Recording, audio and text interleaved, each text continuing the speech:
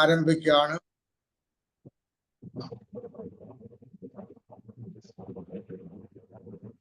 നമ്മൾ ഇന്നത്തെ ക്ലാസ് എന്ന് പറഞ്ഞാൽ കഴിഞ്ഞ ദിവസത്തെ ചോദ്യങ്ങളിൽ നിന്നാണ്. കഴിഞ്ഞ ദിവസം നിങ്ങൾ ഒരു ചോദ്യം ചോദിച്ചിരുന്നു. നമ്മുടെ വിന്നർ ഷെരീഫ് സാറ് ക്ലാസ് എടുത്തുകൊണ്ടിരുന്നപ്പോൾ അദ്ദേഹം ലോ ഓഫ് അട്രാക്ഷന്റെ കുറെ കാര്യങ്ങൾ പറഞ്ഞു.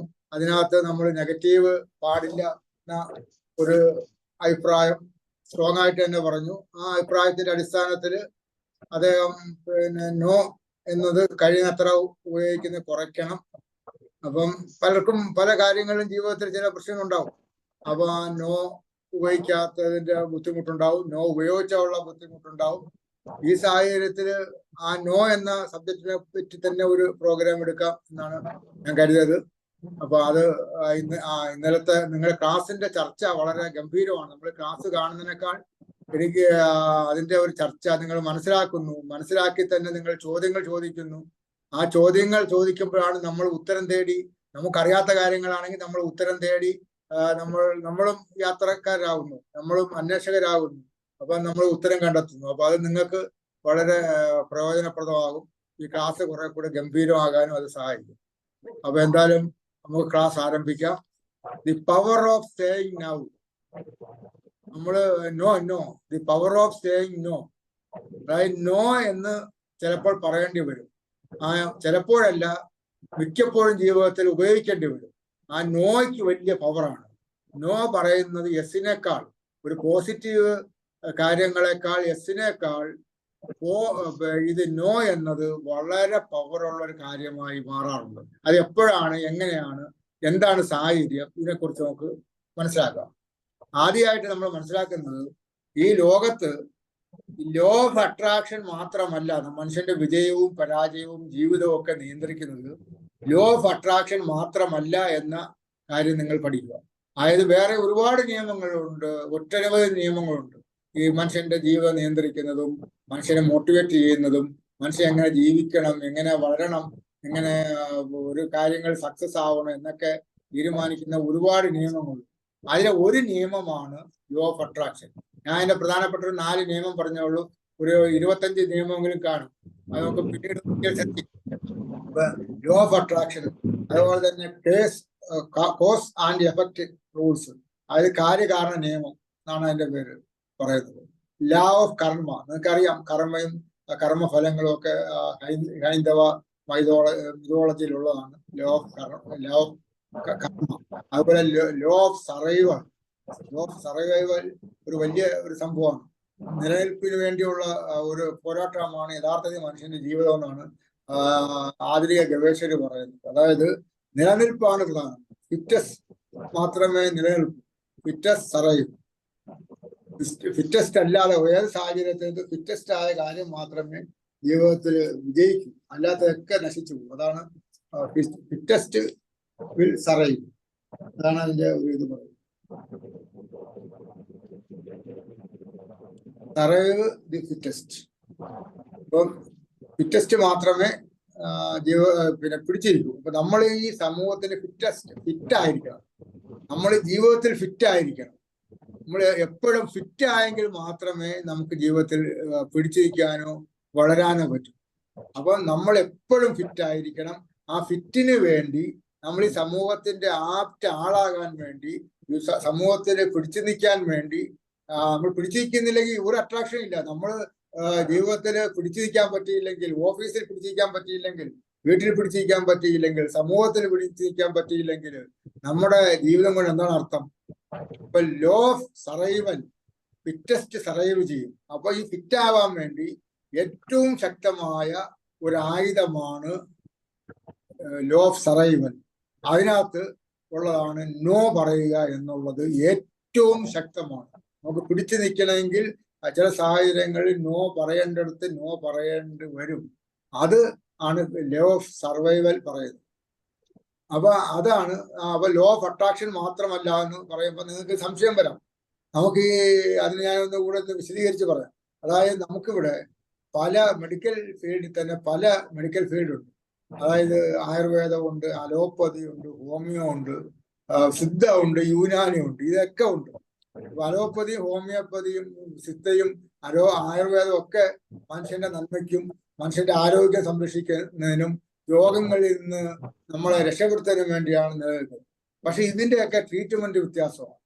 ഇപ്പോൾ ഉദാഹരണമായിട്ട് പറയാം, പിന്നെ ആയുർവേദത്തിൽ നിഷിദ്ധം എന്ന് പറയുന്നത് അലോപ്പതിയിൽ പലതും നിഷിദ്ധമല്ല. അലോപ്പതിയിൽ നിഷിദ്ധമായത് പലതും ആയുർവേദത്തിൽ നിഷിദ്ധമല്ല. അപ്പൊ ഇതിന് തമ്മിലുള്ള വ്യത്യാസമുണ്ട്. അതുപോലെ നമുക്കൊരു അപകടം വരും. നമ്മളിപ്പോ ആയുർവേദമേ ചികിത്സിക്കുന്നു. എനിക്ക് അങ്ങനെ ഒരു ചിന്താഗതിയാണ്. ഞാൻ ആയുർവേദം നമ്മുടെ പരമ്പരാഗതമായിട്ട് ഇന്ത്യൻ പാരമ്പര്യത്തിലുള്ള ആയുർവേദമേ ഞാൻ ചികിത്സിക്കുന്നു എന്ന് പറഞ്ഞാൽ നമുക്ക് ചികിത്സ നടത്താം. നമ്മുടെ പല രോഗങ്ങളും അതുകൊണ്ട് മാറുകയും ചെയ്യും. ഒരുവിധപ്പെട്ട രോഗങ്ങൾ മാറും. പക്ഷെ നമുക്കൊരു ആക്സിഡന്റ് വന്ന് എന്ത് ചെയ്യും? നിങ്ങൾക്കൊരു ആക്സിഡന്റ് വന്നാൽ, നിങ്ങൾക്കൊരു വലിയൊരു പ്രശ്നം വന്നാൽ, ആക്സിഡന്റോ അപകടങ്ങളോ ഒക്കെ വന്നാൽ നിങ്ങൾ ഉടനെ എന്ത് ചെയ്യും? നമുക്ക് അലോപ്പതി ആശ്രയിച്ചേ മതിയാവും. അതിന് ഏറ്റവും കൂടുതൽ എക്യുപ്മെന്റ് ഉള്ള, ഓപ്പറേഷൻ സൗകര്യമുള്ള ഒരു അടുത്തുള്ള ആശുപത്രി തന്നെ കൊണ്ടുപോകണം. അലോപ്പതി ഹോസ്പിറ്റലിൽ തന്നെ കൊണ്ടുപോകണം. അവിടെ തിരുമിയാലോ പിന്നെ എണ്ണ ഇട്ടാലോ ഒന്നും പറ്റത്തില്ല. അവിടെ കൊണ്ടുപോയി ഓപ്പറേഷൻ ചെയ്ത് നമ്മൾ രക്ഷപ്പെടണം. അപ്പൊ ഈ ആയുർവേദത്തിന് അതിൻ്റെതായ പ്രത്യേകത ഉണ്ട്, അലോപ്പതിക്ക് അതിൻ്റെതായ റോളുണ്ട്, പിന്നെ ഹോമിയോപ്പതിക്കും സിദ്ധയ്ക്കെല്ലാം ഓരോ മെഡിക്കൽ ഫീൽഡിനും അതിൻ്റെതായ റോളുണ്ട്. ഈ റോള് മനസ്സിലാക്കാതെ നമ്മൾ ഇരുന്ന് കഴിഞ്ഞാൽ നമുക്ക് പിന്നെ ഈ ലോ ഓഫ് അട്രാക്ഷൻ മാത്രമേ നമുക്ക് സത്യമുള്ളൂ എന്ന് വിചാരിച്ചു കഴിഞ്ഞാൽ നമ്മൾ പിന്നെ തകർന്നു പോകും. ലോ ഓഫ് അട്രാക്ഷൻ ഇതിന്റെ നമ്മുടെ പ്രകൃതിയെ നിയന്ത്രിക്കുന്ന, നമ്മുടെ മനുഷ്യജീവിതത്തെ നിയന്ത്രിക്കുന്ന ഒരുപാട് നിയമങ്ങളിലെ ഒരു നിയമം മാത്രമാണ് എന്ന് നമ്മൾ മനസ്സിലാക്കാം. Case of and cause and effect ഉണ്ട്. അതായത് കാര്യകാരണ നിയമം. ലോ ഓഫ് കർമ്മമുണ്ട്, കർമ്മവും കർമ്മഫലവും ഉണ്ട്. അതുപോലെ തന്നെ ലോ ഓഫ് സർവൈവൽ ഞാനൊക്കെ പറഞ്ഞു. അങ്ങനെ കുറെ ഒട്ടനവധി ഉണ്ട്. ഞാൻ ഈ നിങ്ങൾക്ക് മനസ്സിലാക്കാൻ വേണ്ടി നമ്മളെ വിഷയത്തിലേക്ക് കൊണ്ടുപോകാൻ വേണ്ടി ഒരു 4 പറഞ്ഞുള്ളൂ. അതിന്റെ ആവശ്യം ഇപ്പൊ ഉള്ളൂ. പിന്നീട് ആവശ്യം ഉണ്ടെങ്കിൽ നമുക്ക് ആ കാര്യങ്ങളിലേക്ക് കൊണ്ടുപോകാം. ഹലോ, ആരെങ്കിലും പുറത്തുനിന്നുള്ള സൗണ്ട് വരുന്നുണ്ട്. അപ്പൊ ഇതിനകത്ത് പിന്നെ ഇത് ഓഫ് ചെയ്യണമെന്ന്. ഓഫ് ചെയ്യാത്തവർ, സൗണ്ട് ഓഫ് ചെയ്യാത്തവർ നിങ്ങൾ പിന്നെ വീഡിയോ ഓൺ ചെയ്ത് വെക്കുകയും ഇത് ഓഫ് ചെയ്തു. ഓക്കെ, ഓഫ് ചെയ്തിട്ടുണ്ട്. മൈക്രോഫോൺ ഓഫ് ചെയ്യുക, അത് സംസാരിക്കാൻ മാത്രം ഓൺ ചെയ്യുക, വീഡിയോ ഓൺ ചെയ്ത് വെക്കുക. അപ്പം ഗാന്ധിജി പറഞ്ഞ ഒരു കാര്യമാണ്, നിങ്ങളോട് കൂടുതൽ സത്യസന്ധരായിരിക്കാൻ, നമ്മളോട് കൂടുതൽ നമ്മൾ സ്വയം നിങ്ങളോട് കൂടുതൽ സത്യസന്ധരായിരിക്കാൻ നോ പറയേണ്ട സ്ഥലത്ത് നിർബന്ധമായും പറയുക. ഗാന്ധിജി പറഞ്ഞാണ്. ഗാന്ധിജി ബ്രിട്ടീഷുകാർ പല തന്ത്രങ്ങളുമായിട്ട് വരും. നോ പറയേണ്ടടുത്ത് നോ പറഞ്ഞാണ് ഗാന്ധിജി നമ്മുടെ രാഷ്ട്രപിതാവായത്, സ്വാതന്ത്ര്യ സമരം നയിച്ചത്. അല്ലാതെ എല്ലാ സ്ഥലത്തും ഞാൻ നോക്കട്ടെ എന്ന് പറഞ്ഞാൽ ബ്രിട്ടീഷുകാർ പിന്നെ സ്വാതന്ത്ര്യം തരത്തില്ല, ഇല്ലെങ്കിൽ ബ്രിട്ടീഷുകാർ അത് അംഗീകരിക്കത്തില്ല. അപ്പം നമ്മള് നോ പറയേണ്ടടുത്ത് നോ പറഞ്ഞു, വേണ്ടാന്ന് വെക്കുന്നിടത്ത് വേണ്ടാന്ന് വെച്ചു. അദ്ദേഹം വസ്ത്രം നോ എന്ന് പറയുന്നത് പറച്ചിൽ മാത്രമല്ല, ജീവിതത്തിൽ നോ ഒരു പ്രധാന പ്രശ്നമാണ്. നോ പറയേണ്ടടുത്ത് നോ പറഞ്ഞു, അതോടൊപ്പം വേണ്ടാന്ന് വെക്കുന്നിടത്ത് വേണ്ടാന്ന് വെച്ചു. പല കാര്യങ്ങളും അദ്ദേഹം ഉപേക്ഷിച്ചു. അദ്ദേഹത്തിന്റെ ജീവൻ തന്നെ നമ്മുടെ രാഷ്ട്രത്തിന് വേണ്ടി സമർപ്പിച്ചു. അപ്പൊ അദ്ദേഹമാണ് പറയുന്നത്, നമ്മളോട് കൂടുതൽ സത്യസന്ധരായിരിക്കണം. നമ്മൾ ആദ്യം വേണ്ടത് നാം നമ്മോട് തന്നെ സത്യസന്ധരായിരിക്കണം. നമ്മോട് സത്യസന്ധരാകാൻ ഏറ്റവും പറ്റിയ മാർഗമാണ് നോ പറയേണ്ട സ്ഥലത്ത് നിർബന്ധമായും പറയുക എന്നത്. ഗാന്ധിയുടെ ആഹ്വാനം. അദ്ദേഹം അത് ജീവിതം കൊണ്ട് തെളിയിച്ചാണ്. അദ്ദേഹം നോ പറയേണ്ടടുത്ത് നോ പറഞ്ഞാണ് മുന്നോട്ട് പോകുന്നത്. അടുത്തത് ഒരു പുസ്തകമുണ്ട്, വേൾഡ് ഫേമസ് പുസ്തകമാണ് the power of no. The power of no എന്നുള്ള പുസ്തകം ജെയിംസ് അൽറ്റച്ചറും അദ്ദേഹത്തിന്റെ വൈഫ് ക്ലൗഡ് അൽറ്റച്ചറും കൂടെ എഴുതിയ പുസ്തകമാണ് ദി പവർ ഓഫ് നോ എന്ന പുസ്തകമാണ്. അതിനകത്തുള്ള കുറെ കാര്യങ്ങൾ നമുക്ക് ഇന്ന് ചർച്ച ചെയ്യാം. അത് നിങ്ങൾക്ക് വളരെ എഫക്റ്റീവായിട്ട് ലോകത്ത് ബെസ്റ്റ് സെല്ലറുകളിൽ ഒന്നാണ് the power of no. No പറയേണ്ടടുത്ത് എങ്ങനെ നോ പറയാം. അപ്പൊ അതിനകത്ത് പറയുന്നതാണ്, when you say no to the wrong people it opens up the space for the right people to come in. അതായത് നമ്മള് നോ പറയേണ്ട സ്ഥലത്ത്, നോ പറയേണ്ട ആൾക്കാരടുത്ത് നോ പറഞ്ഞാൽ എന്ത് ചെയ്യും? അവരങ്ങ് പോവും. ചിലപ്പോ നമ്മള് പിന്നെ ഒരാൾ പൈസ ചോദിച്ച കടം, പൈസ നമ്മൾ നിരന്തരം ഒരു പ്രാവശ്യം നമുക്ക് കൊടുക്കാം. ആൾക്കാരെ നമ്മൾ സഹായിക്കണം എന്നുള്ളത് സത്യമാണ്. നമ്മൾ ഒരാളോട് നമ്മളോട് ചോദിച്ചു, എനിക്കൊരു അത്യാവശ്യത്തിന് ഇത്ര രൂപ വേണം, നമ്മൾ കൊടുത്തു. പിന്നെ അവൻ തരാതെ വന്ന് വീണ്ടും പറ്റിക്കുന്ന രീതിയിൽ വീണ്ടും വന്ന് അവൻ നമ്മളോട് നോ ചോദിക്കും, പൈസ ചോദിക്കും. പൈസ ചോദിച്ചാൽ നമ്മളെന്ത് ചെയ്യും? അവൻ വല്ലതും വിഷമിക്കുവോ? അവൻ നമ്മളെ കുറിച്ച് എന്ത് ചിന്തിക്കും? അവൻ പൈസ കൊടുത്തില്ലെങ്കിൽ അവൻ പിണങ്ങി പോകുമോ എന്നൊക്കെ നമ്മൾ വിചാരിക്കും. അവൻ നമ്മുടെ നല്ല ബെസ്റ്റ് ഫ്രണ്ട് അല്ലേ. അപ്പൊ അവൻ ഇങ്ങനെ വാങ്ങിച്ച പൈസ തിരിച്ചു തരാതെ വീണ്ടും വീണ്ടും ചോദിച്ചുകൊണ്ടിരിക്കുമെങ്കിൽ അവൻ ചൂഷകനാണ്. അവൻ നമ്മളെ ചൂഷണം ചെയ്യുകയാണ്. അവിടെ നോ പറയണം. പറഞ്ഞാൽ അവൻ നല്ലവനാണെങ്കിൽ, നമ്മളെ കാര്യങ്ങൾ മനസ്സിലാക്കുകയാണെങ്കിൽ അവൻ നിൽക്കും. അതല്ല, അവൻ തെറ്റായ മനുഷ്യനാണ്, മനുഷ്യനാണ്, നമ്മളെ ചൂഷണം ചെയ്താണ് വന്നതെങ്കിൽ അവൻ പുറത്തു പോകും. അപ്പൊ അങ്ങനെ തെറ്റായ ആൾക്കാർ പുറത്തു പോകാൻ ഏറ്റവും പറ്റിയ ഉപകാരമാണ് നോ. നമ്മളിൽ നിന്ന് തെറ്റായ ആൾക്കാർ പോയാൽ മാത്രമേ ശരിയായ ആൾക്കാർ നമ്മളെ വരൂ. People, wrong people it opens up the space for the right people to come in. അപ്പം when you say no to the wrong people it opens up the space for the right people to come in. അപ്പൊ നമ്മൾ wrong പീപ്പിളിന്റെ അടുത്ത് പിന്നെ no പറയുകയാണെങ്കിൽ ഒരു door തുറന്നിടുകയാണ്, ഒരു സ്ഥലം തുറന്നിടുകയാണ്, ഒരു സ്പേസ് അവിടെ ഉണ്ടാവുകയാണ്. റൈറ്റ് പീപ്പിളിന് കടന്നു വരാൻ വേണ്ടി ഒരു സ്പേസ് അവിടെ ക്രിയേറ്റ് ചെയ്യുക. ഈ സ്പേസ് നമ്മൾ എപ്പോഴും നമ്മുടെ ജീവിതത്തിൽ വേണം. നമുക്ക് റോങ് പീപ്പിളിനെ ട്രീറ്റ് ചെയ്യുക തന്നെ വേണം. നമ്മളെ ചൂഷണം ചെയ്യുകയും നമ്മളെ പിന്നെ ഹറാസ് ചെയ്യുകയും ഒക്കെ ചെയ്യുന്ന ആൾക്കാരുടെ അടുത്ത് പറയണം, നീ ഔട്ട്. നമ്മളെ ഒരുത്തെ നിരന്തരം ഹറാസ് ചെയ്യുകയാണ്, അത് ആരാണെങ്കിലും അവരോട് പറയണം. ആദ്യം നമുക്ക് വാണിംഗ് കൊടുക്കാം, നോ പറയണം. ഇവിടെ നോ പറയണം. നമ്മൾ ചൂഷണം ചെയ്യുന്നവരുടെ നോ പറയണം. അങ്ങനെ അവൻ എന്ത് ചിന്തിക്കും എന്ന് വിചാരിച്ചാൽ നമ്മൾ തകർന്നു പോകും. അതായത് ഈ നോ എന്ന് പറയുന്നത് നമ്മുടെ വ്യക്തിത്വത്തിന്റെ കൂടെ ഉപരിയാണ്. നമ്മൾ നോ പറഞ്ഞു പഠിച്ചാൽ അവൻ ഇച്ചിരി ബലമുള്ളവനാണ്, വ്യക്തിത്വമുള്ളവനാണ്, അവൻ്റെ അടുത്ത് പെട്ടെന്ന് കയറി കളിക്കരുത് എന്ന് ആൾക്കാർക്ക് ഒരു മനോഭാവം ഉണ്ടാവും. അത് നമ്മുടെ വ്യക്തിത്വത്തെ കൂടെ ഒരു സ്റ്റെപ്പ് ഉയർത്തും. രണ്ട് കാര്യമാണ് ഇവിടെ.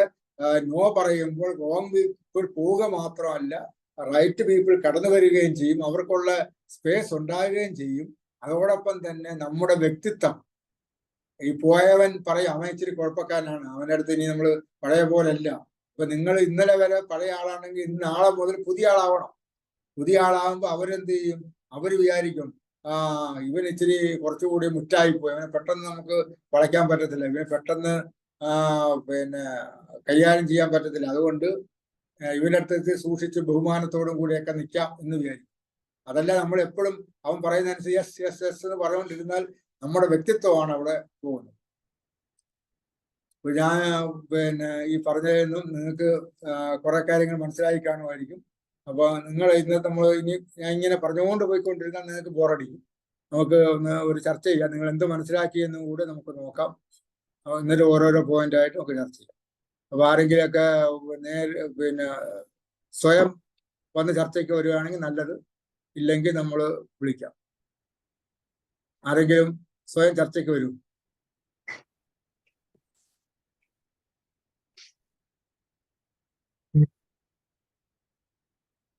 മറ്റേ മാം ഇപ്പം വന്നതേ ഉള്ളെന്ന് തോന്നുന്നല്ലേ? Good evening sir. Good evening, പറഞ്ഞോളൂ. ഞാൻ കുറച്ച് ലേറ്റ് ആയി കയറാൻ, ചെറിയൊരു സംശയം ഉണ്ടായിരുന്നു. എന്തുപറ്റി? സംശയം എന്തുവാ? അതെ, വീടിന്റെ അടുത്തൊരു അമ്പലം ഉണ്ട്, അവിടെ പോകേണ്ട ആവശ്യം ഉണ്ടായിരുന്നു. അത് വേണമല്ലോ. തറവാട് ക്ഷേത്രാണേ. ശരി, അവിടെ പോയായിരുന്നല്ലേ? ഓടി വരികയാണ് പോയിട്ട്. അപ്പൊ ഞാൻ വന്ന സമയത്ത് കാണുന്നത് ഗാന്ധിജിയുടെ ഒരു കോട്ടാണ്. ശരി. അദ്ദേഹം പറയുന്നത് എന്താ വെച്ചാൽ, നമ്മൾ എവിടെയാണോ നോ പറയേണ്ടത് അവിടെ എല്ലാം നമ്മൾ നിർബന്ധമായിട്ടും നോ പറയേണ്ടതാണെന്നാണ് അദ്ദേഹം പറയുന്നത്. അപ്പൊ അങ്ങനെ ചെയ്തു കഴിഞ്ഞാൽ നമ്മൾ കൂടുതൽ സത്യസന്ധരായിരിക്കും എന്നാണ് അദ്ദേഹത്തിന്റെ കാഴ്ചപ്പാട്. നമ്മളോടാണ് സത്യസന്ധത ഗാന്ധി പറഞ്ഞത്. അതെ, നമ്മളോട് സത്യസന്ധത. നിങ്ങൾ പറ്റാത്തടത്ത് നോ പറയേണ്ടടുത്ത് നോ പറഞ്ഞില്ലെങ്കിൽ നമ്മളോട് കള്ളം ചെയ്യുകയാണ്. ഫസ്റ്റിലാ ചെയ്യേണ്ടത് നമ്മൾ സത്യസന്ധത പുലർത്തണം. അതാണ്. ഓക്കെ, ഇനി അടുത്ത കൂടെ പറയും. അടുത്ത ഞാൻ പറഞ്ഞ കാര്യം.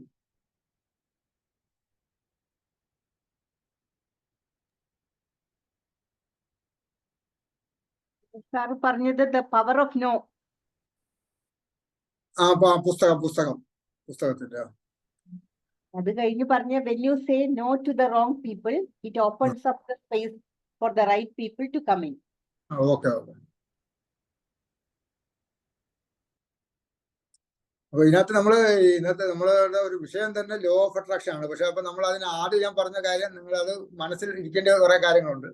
നമ്മൾ ഈ ലോകത്ത് ലോ ഓഫ് അട്രാക്ഷൻ മാത്രമല്ല ഒരു മനുഷ്യന്റെ വിജയത്തിന് വേണ്ടി പ്രവർത്തിക്കുന്നതും ജീവിതത്തെ നിയന്ത്രിക്കുന്നതും. അത് നമ്മൾ ആദ്യം മനസ്സിലാക്കണം. അത് നമ്മള് പലപ്പോഴും ആൾക്കാർ ഈ ലോ ഓഫ് അട്രാക്ഷൻ എടുക്കുന്ന അധ്യാപകർക്കോ ഇല്ലെങ്കിൽ അങ്ങനെ അവർ പഠിപ്പിക്കുന്നതിൽ നമ്മൾ മനസ്സിലാക്കിയ കാര്യത്തിൽ പലർക്കും തെറ്റായ ഒരു ധാരണ ഉണ്ട്. ലോ ഓഫ് അട്രാക്ഷൻ കൊണ്ട് എല്ലാം നടക്കുമെന്ന്, ലോകത്തെ എല്ലാം നിയന്ത്രിക്കുന്ന ലോ ഓഫ് അട്രാക്ഷൻ ആണെന്ന് ധാരണ ഈ ക്ലാസ്സിൽ പങ്കെടുക്കുന്നവർക്ക് ഉണ്ടാവാൻ പാടില്ല. കാരണം അത് ഒരു നിയമം മാത്രമാണ്. അങ്ങനെ ഒരുപാട് നിയമം ഉണ്ട്. ഈ ലോകം നിയന്ത്രിക്കുന്ന ഒരുപാട് നിയമമുണ്ട്. അതിൽ 4 എണ്ണമാണ് ഞാൻ നേരത്തെ പറഞ്ഞിരിക്കുന്നത്. Case and effect, cause and effect rules, law of karma, law of survival, ഇങ്ങനെ കുറെ ലോ ഉണ്ട്. അപ്പൊ അത് നമ്മൾ മനസ്സിലാക്കണം.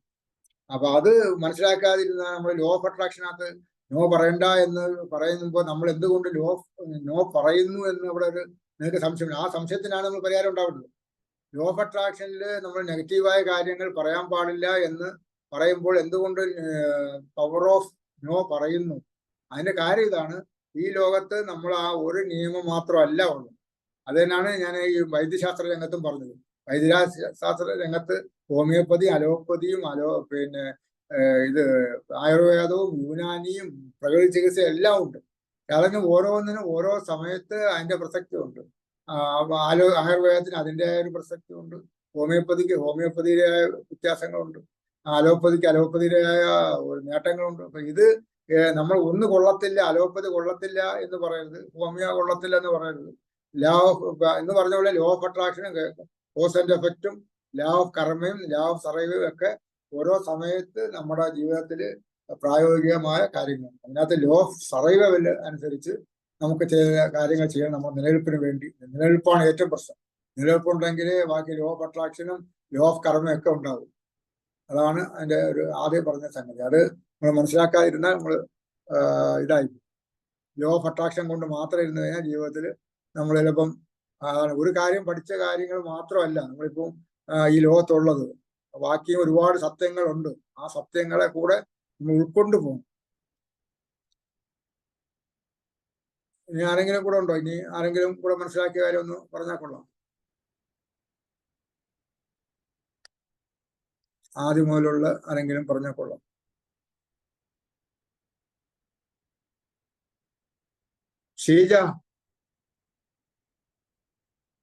ഷീജയ്ക്ക് അതിന്റെ കാര്യങ്ങൾ മനസ്സിലായോ? സാറേ മനസ്സിലായി. പറഞ്ഞു. നിങ്ങൾ മനസ്സിലാക്കിയ കാര്യം ആദ്യം മുതൽ ഞാൻ പറഞ്ഞ കാര്യം, മനസ്സിലാക്കിയ കാര്യം ഒന്ന് റീപ്പോർട്ട് ചെയ്യുമ്പോൾ നമുക്കും നിങ്ങൾക്ക് മനസ്സിലായതിന് സന്തോഷം ഉണ്ടാവും. ഒരു ഇന്ററാക്ഷൻ ഉണ്ടാവും. ഇന്ററാക്ഷനിലൂടെ വേണം ക്ലാസ് വരും. അപ്പോഴാണ് കുറെ കൂടെ എല്ലാവർക്കും കാരണം പലരും പകുതി ഉറക്കത്തിലും പകുതി വേറെ വീട്ടിലെ കാര്യങ്ങളൊക്കെ ആയിരിക്കും. അപ്പൊ ഒരാൾ കൂടെ പറയുമ്പോൾ അവരുടെ മനസ്സ് കുറച്ചുകൂടെ ഇത് വരും. നിങ്ങൾ ആൾക്കാരെന്ത് മനസ്സിലാക്കി നമുക്ക് മനസ്സിലാക്കി അതിനകത്ത് സംശയമുള്ള പറഞ്ഞു കൊടുക്കാനും പറ്റും. സാറേ ക്ലാസ് മനസ്സിലായി. പക്ഷെ ആദ്യം എന്റെ ഇതെന്ന് വെച്ചാല് ഞാൻ കുറെ സ്ഥലത്ത് നോ പറയേണ്ട സ്ഥലത്ത് പറഞ്ഞിരുന്നില്ല. അപ്പൊ അതിൻ്റെതായ ഒരുപാട് ബുദ്ധിമുട്ടുകൾ നമ്മളെ ലൈഫിൽ വന്നു പോയിട്ടുണ്ട്. പറയേണ്ട സ്ഥലത്ത് പറയണം. നമ്മൾ പറഞ്ഞില്ലെങ്കിൽ വലിയ നമ്മുടെ വ്യക്തിത്വം നമ്മോട് തന്നെ കള്ളം പറയുകയാണ്. ഇപ്പൊ കുറെ ആയിട്ട് പറയാൻ തുടങ്ങി. അപ്പൊ ഈ ലോ ഓഫ് അട്രാക്ഷൻ മാത്രം പഠിച്ചിട്ട് അതിനകത്ത് നോ പറയുന്നുണ്ടെങ്കിൽ വീണ്ടും നമ്മള് ഇതായി പോകും. ലോകത്ത് ഒരു നിയമമല്ല, ഒരുപാട് കാര്യമുണ്ട്. നമ്മുടെ നിലനിൽപ്പിന്റെ നിയമങ്ങളുണ്ട്. ചിലവർക്ക് നമ്മൾ അഹങ്കാരിയാണോ അങ്ങനെ എങ്ങനെയൊക്കെ അങ്ങനെ തോന്നട്ടെ. അതാ തോന്നിക്കഴിഞ്ഞാൽ അവര് കാരണം നമ്മൾ നന്മ ചെയ്താലും തിന്മ ചെയ്താലും അവരങ്ങനെ പറയും. മനസ്സിലാക്കാനുള്ളവർ മനസ്സിലാക്കും. കാരണം ആൾക്കാർക്ക് ഈ വിമർശകർക്ക് എപ്പോഴും നമ്മൾ ആൾക്കാരുടെ ഇത് വെച്ചാണ്. അതായത് ഒരു കഥയുണ്ട്. അതായത് പറയാം, അതിന്റെ സ്വാഭാവികമായിട്ട് ഈ സന്ദർഭത്തിൽ പറയേണ്ടതാണ്. കാരണം പലർക്കും മറ്റുള്ളവരെന്ത് വിചാരിക്കും എന്നുള്ളതിന്റെ ഒരു വലിയൊരു ഫേമസ് കഥയാണ്. അതായത് നമ്മള് സീരിയലിലൊക്കെ കാണാറുണ്ട്. അതായത് ഒരു അമ്മായി അമ്മ ഒരു മരുമകളെ കുറിച്ച് ഒരാളോട് ചോദിക്കുന്നു. അമ്മായി അമ്മയോട് ചോദിക്കുന്നു മരുമകളെ കുറിച്ച്, ഇങ്ങനെയാണ് നിങ്ങളുടെ പുതിയ മരുമകൾ. എന്നാ അമ്മായി അമ്മ പറയും, പറഞ്ഞിട്ട് ഒരു കാര്യമില്ല, അവള് വീട്ടിൽ വെക്കത്തേയില്ല, ആഹാരം വെക്കത്തേയില്ല. രാവിലെ അവന്റെ ജോലി പൊതി വാങ്ങിച്ചുകൊണ്ട് വരും. രാവിലെ ഇഡ്ഡലിയും ദോശയും ഇല്ലെങ്കിൽ പിന്നെ ഫാസ്റ്റ് ഫുഡ് വാങ്ങിച്ചിട്ട് ഉച്ചയ്ക്ക് അവൻ ഓഫീസിൽ പോയാലും സുഖിക്കത്ത് പറഞ്ഞിട്ട് സാധനങ്ങൾ വാങ്ങിക്കും, ഓൺലൈനായിട്ട് വാങ്ങിക്കും. രാത്രി വന്നാലും ഇതൊക്കെ തന്നെ. പിന്നെ ഞാൻ എന്ത് ചെയ്യാനൊക്കും? ഞാനും പിന്നെ ഇതിന്റെയൊക്കെ പങ്കങ്ങ് തിന്നുന്നു. അവർ വാങ്ങിച്ചുകൊണ്ട് വരുന്ന അവരൊക്കെ തിന്നിട്ട് ബാക്കി തരുന്നു, അത് ഞാൻ തിന്നുന്നു എന്ന് മരുമോളെ കുറിച്ച് പറയും. അവള് വന്ന ശേഷമാണ് ഈ കുഴപ്പമൊക്കെ പറയും. എന്നാൽ അതേ മരുമോളോട് ചോദിക്കുകയാണ് ഇതേ സംഭവം, നിങ്ങളുടെ നിങ്ങളുടെ മോളെ കെട്ടിച്ചയച്ച് എങ്ങനെ ഇരിക്കുന്നു? അവക്ക് പരമസുഖമാണ്, അടുക്കളയിലേ കയറുണ്ടാവും. രാവിലെ മരുമോ എന്ത് നല്ല തങ്ക സ്വഭാവമാണ്. അവൻ രാവിലെ പോയി കടയിൽ പോയി അവർക്ക് ഇഷ്ടമുള്ള സാധനങ്ങളൊക്കെ വാങ്ങിച്ചോണ്ട് വരും. എന്നിട്ട് അവര് അമ്മായിയമ്മയ്ക്കും കൊടുക്കും, എല്ലാവരും കൂടെ സന്തോഷമായിട്ട് നിൽക്കും. ഞാൻ ഓഫീസിൽ പോവില്ലയോ, അപ്പൊ ഉച്ചയ്ക്ക് അവൻ ഓൺലൈനായിട്ട് ബുക്ക് ചെയ്യും, വീട്ടിലുള്ള എല്ലാവർക്കും വേണ്ടി ബുക്ക്. അങ്ങനെ ഇതേ ഒരേ സംഭവം തന്നെ മോള് ചെയ്താലും മരുമോള് ചെയ്താലും രണ്ട് വീക്ഷണമാണ്. ഇവർ പറയുമ്പം ഒരേ സംഭവമായിരിക്കും, ഒരേ ആളായിരിക്കും പറയുന്നത്. പക്ഷെ അവർ ഈ രണ്ടെണ്ണവും അവരുടെ കാണുന്ന കാഴ്ചകളാണ്. അവരെങ്ങനെയാണ്, അവർക്ക് എന്താണോ ആഗ്രഹം ആ കാഴ്ചയിലൂടെ അവർ കാണും. മനസ്സിലായോ? നമ്മള് നോ പറഞ്ഞില്ലേ, നോ പറഞ്ഞാല് അവരങ്ങനെ അഹങ്കാരിയാന്ന് വിചാരിക്കും. നോ പറഞ്ഞാലേ വിചാരിക്കുമോ അവൾക്ക് വലിയ കഴിവൊന്നുമില്ല, അവൾ ഇങ്ങനെയൊക്കെ തന്നെ നമുക്ക് എങ്ങനെയും ചൂഷണം ചെയ്യാന്ന് വിചാരിക്കും, അവളെ ഇനി നാളെയും പറ്റിക്കാന്ന് വിചാരിക്കും. നേരല്ലേ ശീല? ഹലോ, അതെ സാറേ. ഇതല്ലേ സംഭവം. മരുമോളാണെങ്കിലും മോളാണെങ്കിൽ രണ്ട് കണ്ണിലാണ് അവര് പറയുന്നത്, ഒരേ സംഭവമായിരിക്കും, അതാണ്. അപ്പൊ നമ്മൾ എന്ത് ചെയ്യണം? നമ്മുടെ സുരക്ഷ നോക്കണം. അതാണ് ലോ ഓഫ് സർവൈവൽ പറയുന്നത്. നമ്മുടെ സുരക്ഷ നോക്കിയിട്ട് നമ്മുടെ നിലനിൽപ്പിന് അവിടെ നോ പറയണോ പറയണ്ടായോ എന്ന് വിചാരിക്കണം. അതല്ലാതെ അവരെന്ത് വിചാരിക്കും, അവരെന്തോ വിചാരിച്ചോട്ട്. നമ്മള് പിന്നെ നല്ല കാര്യം ചെയ്താലും ആ സമയത്തൊക്കെ ചിലപ്പം നമ്മളെ സോപ്പിടാൻ വേണ്ടി നീ മിടിക്കുന്നൊക്കെ പറയെങ്കിലും മനസ്സിൽ പറയും, ഇവളെ പറ്റിക്കാം, ഇവളൊരു പാവം, അവളെ എപ്പോഴും പറ്റിക്കാന്ന് പറയും. അപ്പൊ അങ്ങനെ നമ്മളൊരു പറ്റിപ്പിന് വേണ്ടി നമ്മൾ ഇരയായി നിന്ന് കൊടുക്കരുത്. നമ്മൾ എപ്പോഴും ചെണ്ടയായിട്ടോ ഇരയായിട്ടോ എപ്പോഴും നിന്ന് കൊടുക്കരുത്. അപ്പൊ ഒരു ലോ പിന്നെ മാറിക്കഴിഞ്ഞാൽ അടുത്ത ലോ നോക്കണം. നമ്മളെ പഞ്ചതന്ത്രത്തിൽ പറയുന്നുണ്ട്. പഞ്ചതന്ത്രത്തിൽ 5 തന്ത്രം എങ്ങനെ വരുന്നത്? ഒരു തന്ത്രത്തിനകത്തുള്ള പാളിച്ചകള് എങ്ങനെ അടുത്ത തന്ത്രം കൊണ്ട് പരിഹരിക്കണം. ആ തന്ത്രത്തിലുള്ള പാളിച്ച അത് 3ാമത്തെ തന്ത്രം കൊണ്ട് പരിഹരിക്കണം. പഞ്ചതന്ത്രം കഥകളൊന്ന് വായിച്ചു കഴിഞ്ഞാൽ മനസ്സിലാവും. ഓരോ തന്ത്രത്തിനകത്തും അതിനകത്ത് എഫക്റ്റ് ഉണ്ട്, അതിനകത്ത് ചില പ്രശ്നങ്ങളുണ്ട്. ആ പ്രശ്നങ്ങൾ ചിലപ്പോൾ അതിനകത്ത് പോരായ്മ ഉണ്ട്, അതിനകത്ത് തിരിച്ചടി വരും. ആ തിരിച്ചടി എങ്ങനെ പരിഹരിക്കുന്നു പറയുമ്പോൾ അടുത്ത 4ാമത്തെ തന്ത്രം കൊണ്ട് നിങ്ങളത് പരിഹരിക്കണം. അപ്പൊ 4ാമത്. പിന്നെ അടുത്ത 5ാം തന്ത്രം പറയും. അപ്പൊ ഓരോ സന്ദർഭത്തിനകത്തും പറ്റിയ തന്ത്രങ്ങൾ ഉപയോഗിക്കണം, ഓരോ സന്ദർഭത്തിനും പറ്റിയ നിയമങ്ങൾ ഉപയോഗിക്കണം. ലോ ഓഫ് അട്രാക്ഷൻ ആണെങ്കിൽ law of attraction, law of കർമ്മയാണെങ്കിൽ കർമ്മ, നിലനിൽപ്പിനുള്ള ലോ ഓഫ് സർവൈവൽ ആണെങ്കിൽ അത്. നമ്മൾ ഫിറ്റസ്റ്റ് ആയെങ്കിലേ നമ്മൾ നിലനിൽക്കാൻ പറ്റും. ഫിറ്റസ്റ്റ് ആവണമെങ്കിൽ നമ്മൾ നോ പറയേണ്ടടുത്ത് നോ പറഞ്ഞില്ലെങ്കിൽ നമ്മൾ ഫിറ്റ് ആവത്തില്ല. ആ സർവൈവലില് നമ്മൾ തകർന്നു പോകും. നമ്മൾ എന്നും ചെണ്ടയായിട്ടോ ഇല്ലെങ്കിൽ ഇരയായിട്ടോ ഒക്കെ നിന്ന് നമ്മൾ തകർന്നു പോകും. അതാണ് അതിന്റെ. ഇനി ആർക്കെങ്കിലും ഒക്കെ മനസ്സിലായല്ലോ എല്ലാവർക്കും? ഇനി ആർക്കെങ്കിലും ഇതിനകത്ത് എന്തെങ്കിലും ചോദ്യം ചോദിക്കാനുണ്ടോ? ഗിരീഷ് ബാബുവിന് എന്തെങ്കിലും ചോദ്യം ഉണ്ടോ ഇതിനക്കാര്യത്തില്? ചോദ്യമല്ല സാർ, ഒരു കാര്യം ആഡ് ചെയ്യാണ്ടായിരുന്നു. സാറ് പറഞ്ഞല്ലോ നമ്മളിപ്പോ ആരെയും പൈസ ചോദിച്ചു കഴിഞ്ഞാൽ നോ പറയാന്നുള്ളത്. നമ്മളിപ്പോ അയാൾ നേരത്തെ ചോദിച്ചിട്ട് തരാത്ത ഒരാളാണെങ്കിൽ, അല്ലെങ്കിൽ നമുക്ക് തിരിച്ചു കിട്ടാൻ സാധ്യത അല്ലാത്ത ഒരാളാണെങ്കിൽ നമുക്ക് നോ പറയല്ലോ. പറയാം, അതാണ് ഞാൻ പറഞ്ഞത്. അപ്പൊ എന്താ വെച്ചാൽ സപ്പോസ് നമ്മൾ അത് നോ പറഞ്ഞില്ലെങ്കിൽ എന്ത് സംഭവിക്കും വെച്ചാല് അയാൾക്ക് പൈസ കൊടുക്കും. പിന്നെ അത് നമ്മള് തിരിച്ചു ചോദിച്ചു കഴിഞ്ഞാല് അയാൾ നമ്മളെ ശത്രുവാകും. ആദ്യം നോ പറഞ്ഞാലും ശത്രുവാകും, പൈസ കൊടുത്ത് തിരിച്ചു ചോദിച്ചാലും ശത്രുവാകും. അപ്പൊ എന്തായാലും ശത്രുവാകും. ബെറ്റർ എന്താ ചെയ്യാ? പൈസ കൊടുക്കാതെ ശത്രുവാ. മറ്റേത് പൈസയും കൊടുക്കണം, ശത്രുവാകും. നമ്മള് അതാണ് അതിനകത്ത് പറയുന്നത്. റോങ് പീപ്പിൾ, അവൻ പോയെങ്കിൽ പോട്ട്, പോട്ട്. അവൻ പോകുമ്പം നമുക്ക് വേറെ റൈറ്റ് പീപ്പിൾ വന്നോളും. അതെ അതെ അതെ. അടുത്ത നിയമം ഇതിനകത്ത് തന്നെ നോ പറയേണ്ട സാഹചര്യം. Every time you say yes to something you don't want, your fire start to go out. ഇതിന്റെ അർത്ഥം ആർക്കെങ്കിലും പറയാം? മനസ്സിലായി? ആരെങ്കിലും പറയാം? Every time you say yes to something you don't want, your fire start to go out. അത് ആർക്കെങ്കിലും ഇക്കാര്യത്തെ കുറിച്ച് ഇത് വായിച്ചിട്ട് അതിന്റെ ഒരു ആശയം ആർക്കെങ്കിലും മനസ്സിലായോ? ഇല്ലെങ്കിൽ നമുക്ക് ഞാനത് വിശദീകരിക്കാം. ആർക്കും മനസ്സിലായവരാണെങ്കിൽ പറയാം. കാരണം നിങ്ങൾക്കും കൂടെ ഇത് പഠിച്ചു വരണം. കാരണം നിങ്ങൾക്ക് നാളെ ഇതിനകത്തുള്ള പലർക്കും പല ട്രെയിനിങ് കഴിയുമ്പോഴത്തേക്ക് ഒരാൾക്ക് ഇതായിട്ട് മാറാം, കഴിവുള്ളവർക്ക് ട്രെയിനറായി മാറാം. നമുക്ക് നിങ്ങൾ ആ രീതിയിൽ കൂടെ നമ്മൾ ഒന്ന് മോഡിഫൈ ചെയ്യണമെന്നാണ് എൻ്റെ ഒരു ആഗ്രഹം.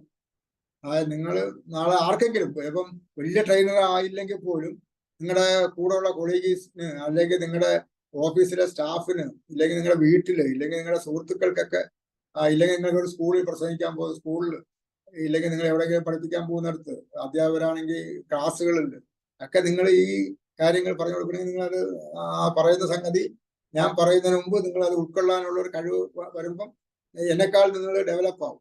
അങ്ങനെ നിങ്ങൾ ഓരോരുത്തരും ഡെവലപ്പ് ആകുമ്പോഴാണ് നമ്മുടെ ഈ ക്ലാസ് സക്സസ് ആവുന്നത്. അപ്പൊ ഇതൊന്ന് വായിച്ചിട്ട് ആർക്കെങ്കിലും പറയാൻ പറ്റും. Every time you say yes to something you don't want, your fire start to go out.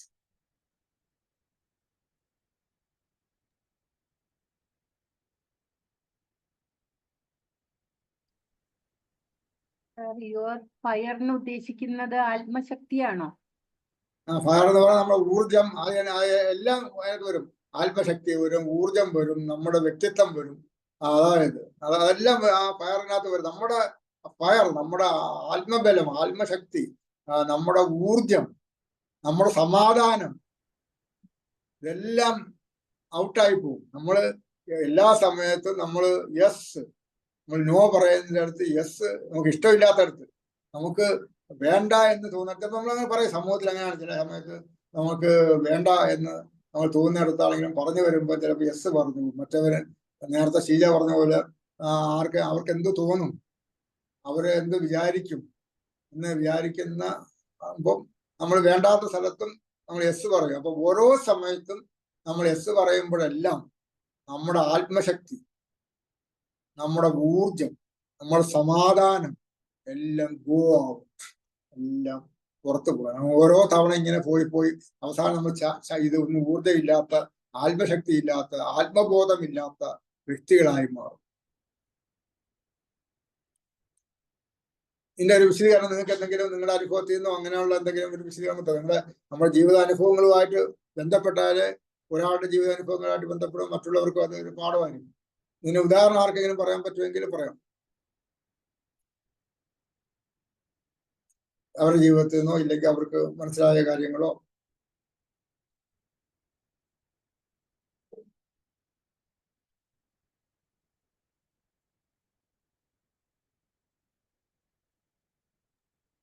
പലപ്പോഴും കുടുംബ സാഹചര്യങ്ങളിലൊക്കെ നമുക്ക് നമുക്ക് ചേരാൻ പറ്റാത്ത കാര്യങ്ങളും ചിലപ്പോ എസ് പറയേണ്ടി വന്നിട്ടുണ്ട്.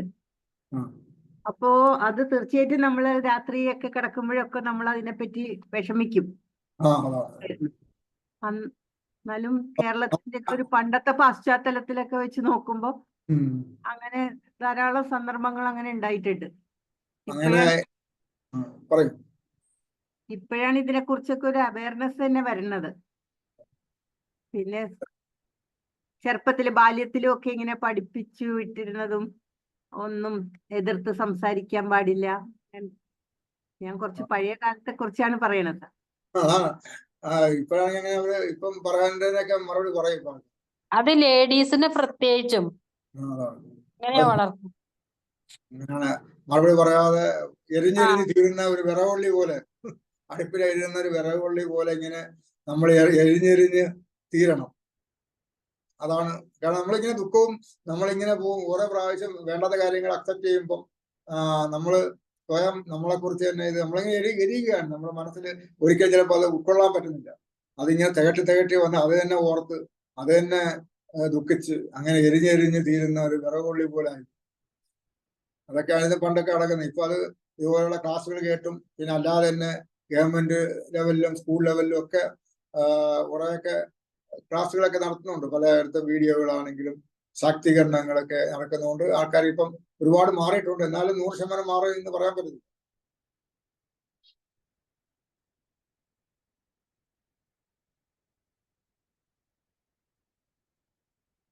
നോർത്ത് ഇന്ത്യയിലൊക്കെ സാർ ഇപ്പോ അപരാജിത എന്ന് പറഞ്ഞ മൂവ്മെന്റ് ഫോർ ലേഡീസ് വളരെ അവരത് നല്ലൊരു മൂവ്മെന്റ് ആണത്. അതെ, ഇവിടെ അതൊക്കെ അത്യാവശ്യമാണ്. കാരണം ഇവിടെയും അങ്ങനെയുള്ള പ്രശ്നങ്ങൾ കുറെയെങ്കിലും ഒക്കെ ഉണ്ട്. കേരളം കുറച്ചും കൂടി സാക്ഷരതയിൽ മുമ്പിട്ടായതുകൊണ്ട് സാർ. നോർത്ത് ഇന്ത്യയിലൊക്കെ വളരെ ഗ്രാമത്തിലൊക്കെ വളരെ വളരെ ഇപ്പോഴും സപ്രസ്ഡ് ആണ്. അവിടെ പിന്നെ ഇത് സ്ത്രീകൾ മാത്രമല്ല, അവിടെ ഒരുപാട് പ്രശ്നങ്ങളുണ്ട്. അവിടെ പുരുഷന്മാരും പാവപ്പെട്ടവരെ നിൽക്കും. അവിടെ വലിയ വിലയൊന്നുമില്ല. അവിടെ കുറെ വോട്ട് പോലും അവിടുത്തെ വലിയ ഗ്രാമത്തലവൻ, അവിടുത്തെ ജമീന്ദാരൊക്കെ പറയുന്നത് അനുസരിച്ചാണ് വോട്ടിടുന്നത്. മിക്കവാറൊക്കെ അവർ തന്നെയാണ് വോട്ടും ഇടുന്നത് എന്നാണ് ഇടയ്ക്കൊക്കെ ഇവിടെയൊക്കെ റിപ്പോർട്ടുണ്ടായിരുന്നു. പല സ്ഥലങ്ങളിലും അവർ പറയുന്ന അനുസരിച്ച് വോട്ടിടുക, ഇല്ലെങ്കിൽ അവര് എല്ലാവരുടെയും കൂടെ ഇത് കൊണ്ടുവന്നിട്ട് അവർ തന്നെ വോട്ട് ജമീന്ദാർ തന്നെ ഇടും, ഇല്ലെങ്കിൽ ജമീന്ദാരുടെ ഗുണ്ടകളിടും. അങ്ങനെയൊക്കെ ഉള്ള ഒരുപാട് പ്രശ്നമുണ്ട് അവിടെ. പിന്നെ ജാതിപരമായ ആൾക്കാർക്കിടെ ചൂഷണങ്ങളുണ്ട്. അങ്ങനെയൊക്കെ ഉണ്ട് ഒരുപാട് കാര്യങ്ങൾ ഉത്തരേന്ത്യയിൽ സ്ത്രീകൾ കൂടുതൽ അനുഭവിക്കുന്നുണ്ട്. അതിന്റെ കുറച്ചൊക്കെ പുരുഷന്മാരും ജോലി സ്ഥലങ്ങളിലും ഒക്കെ അനുഭവിക്കുന്നു. ഇവിടെ പിന്നെ കുറച്ചുകൂടെ നമ്മള് ഇത് മാധ്യമങ്ങളും ഒക്കെ കുറെ കൂടെ സജീവമാണ്. ഇവിടെ പിന്നെ അത്രയ്ക്ക് പണ്ട് മുതലേ ഒരു ഇതുണ്ട്, നവോത്ഥാനത്തിന്റെ ഒരു ഛായ കേരളത്തിലുണ്ട്. പണ്ട് മുതലേ ചട്ടമ്പി സ്വാമികളും ശ്രീനാരായണ ഗുരുക്കളും മുസ്ലിങ്ങളിൽ തന്നെ വക്കം മൗലവി, അങ്ങനെ എല്ലാ ജാതികളിലും പിന്നെ ഇത് അയ്യങ്കാളി, അങ്ങനെ ഒരുപാട് ആൾക്കാർ ഒക്കെ ഈ രംഗത്തിറങ്ങുകയും ഉപ്പ് സത്യാഗ്രഹവും ഗാന്ധിയുടെ മറ്റേ വൈക്കം സത്യാഗ്രഹവും അങ്ങനെ ഒക്കെ ഉള്ള ഇതൊക്കെ ചെയ്ത് കേരളത്തിൽ അതിൻ്റെ ആ ഒരു അലയൊളികൾ ഉള്ളതുകൊണ്ട് അത് കുറച്ചുകൂടി ഡെവലപ്പായി. പിന്നെ കുറച്ചുകൂടി ആൾക്കാർ വിദ്യാഭ്യാസമൊക്കെ നേടിയപ്പം ഇപ്പം ജാതിയും മതമൊന്നും സംസാരിക്കാത്ത രീതി പോലാണ്. ഇപ്പം വിവാഹത്തിലൊക്കെ അപൂർവമായിട്ടാണ് ഇതൊക്കെ നോക്കുന്നത്. പലരും ഇപ്പം അവർ സെലക്ട് ചെയ്യുമ്പം ഇപ്പം അതിന് പകരം ഇപ്പം അവർ പണം നോക്കുമായിരിക്കും, ഇതിന്റെ ജോലി നോക്കുമായിരിക്കും. പണ്ട് ജാതി നോക്കുന്നതിന് പകരം ഇപ്പം പിന്നെ ആൾക്കാർ നോക്കുമ്പം പലരും പിന്നെ ആൾക്കാർ അതൊക്കെ നോക്കി പണവും ജോലിയൊക്കെ നോക്കിയിട്ട് പോകാൻ കഴിക്കുന്ന ഒരു സമ്പ്രദായത്തിൽ കൂടെ ആൾക്കാരൊക്കെ വന്നത്. ഇങ്ങനെയൊക്കെ കേരളം കുറച്ചുകൂടി എത്രയോ ഭേദമായി.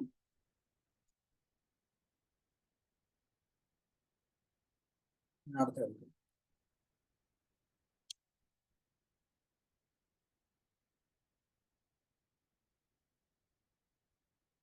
You are A walking miracle of life. ആ പുസ്തകത്തിലുള്ള കാര്യമാണ് ഞാൻ പറയുന്നത്. ദി പവർ ഓഫ് നോ എന്ന പുസ്തകത്തിലുള്ള പ്രധാനപ്പെട്ട കോട്ടുകളാണ് ഞാൻ ഈ പറയുന്നത്. അത് പറയുന്നത് you are A walking miracle of life. നിങ്ങൾ നടക്കുന്ന ഒരു വലിയ അത്ഭുതമാണ്. നിങ്ങൾ മനുഷ്യൻ എന്ന് പറയുന്നത് ഒരു വലിയ അനുഭവമാണ്. You have say to no to the thing that kill your spirit. നേരത്തെ പറഞ്ഞതിന്റെ വേറൊരു രൂപമാണിത്. അതായത് നമ്മുടെ ആത്മാവിനെ നശിപ്പിക്കുന്ന, നമ്മുടെ മനസാക്ഷിയെ നശിപ്പിക്കുന്ന ചില കാര്യങ്ങൾക്കൊക്കെ നമ്മൾ വലിയൊരു അത്ഭുതമാണ്, നമ്മൾ മിറക്കിളാണ്. മനുഷ്യൻ ദേവനാണ്, ദേവതയാണ്. ആ ദേവ അംശം, ആ മനുഷ്യന്റെ അംശം ആണ് മിറക്കിൾ എന്ന് പറഞ്ഞ പോലും നിങ്ങളൊരു മിറക്കിളാണ്, അത്ഭുതമാണ്. നമ്മള് ദേവാംശമാണ്. എല്ലാ മനുഷ്യരിലും ഉള്ള ദേവാംശം അത് നശിപ്പിക്കുന്ന രീതിയിൽ പറയരുത്. കാരണം നോ പറഞ്ഞില്ലെങ്കിൽ ദാറ്റ് കിൽ യുവർ സ്പിരിറ്റ്. നമ്മുടെ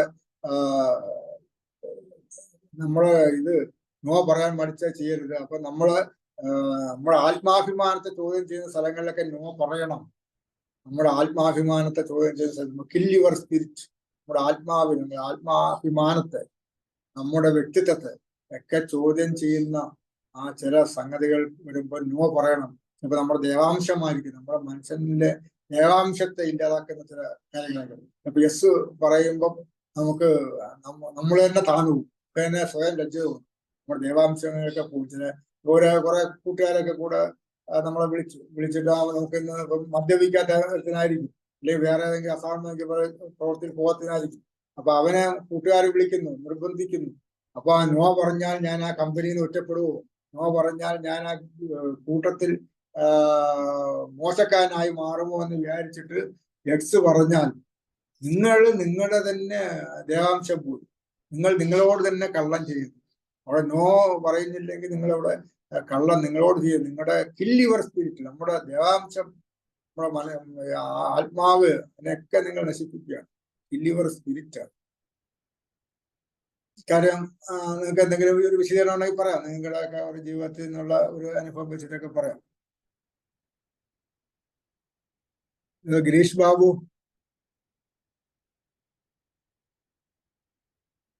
ഒരു ഐഫോൺ ഉണ്ടായിരുന്നു, ഒരു ഐഫോൺ. ഗോപാലകൃഷ്ണൻ സാറ് ഒന്നും പറയാനില്ലേ? ഹലോ, സാറിന്റെ വീഡിയോ ഓൺ ചെയ്ത് ഇപ്പോൾ ഓക്കെ സാർ, ഈ ബുക്കിൽ പറയുന്നതനുസരിച്ച് you are A walking miracle of life. You have wherever you have to say no, you have to say no. Otherwise, you will kill your spirit or confidence. Yes yes. അതിനകത്ത് സാറിന് അതിനകത്ത് എന്റെ എതിരഭിപ്രായം വരെ ഉണ്ടോ? അതോ എതിരഭിപ്രായങ്ങൾ പറയാം. കാരണം പലയിടത്തും, കാരണം നമ്മൾ ഈ ക്ലാസ് ഞാൻ ഇങ്ങനെ സബ്ജക്റ്റ് എടുത്ത് തന്നെ പിന്നെ ലോ ഓഫ് അട്രാക്ഷനകത്ത് നോ പറയാൻ പാടില്ല, അതിന് ഒരു നോക്കാമെന്ന് പറയണം എന്നുള്ള നിലയിൽ വന്നപ്പോൾ അതിന് ഒരു ചർച്ച വെക്കണം, ഒരു ക്ലാസ് വെക്കണം എന്ന് പറഞ്ഞുകൊണ്ട് അങ്ങനെ അതിന്റെ അടിസ്ഥാനത്തിൽ വെച്ചാണ്. അപ്പൊ അതുകൊണ്ട് തന്നെ ഇങ്ങനെ നോ പറയുന്നത് തെറ്റാണോ, അതോ എസ് തന്നെ പറയണോ, അതോ മറ്റേതുപോലെ നോക്കട്ടെ, അല്ലെങ്കിൽ ഞാൻ ശ്രമിക്കാം എന്ന് പറയണോ? അതിനകത്ത് സാറിന്റെ ഒരു വിശദീകരണം കൂടെ ഒന്ന് പറയാം.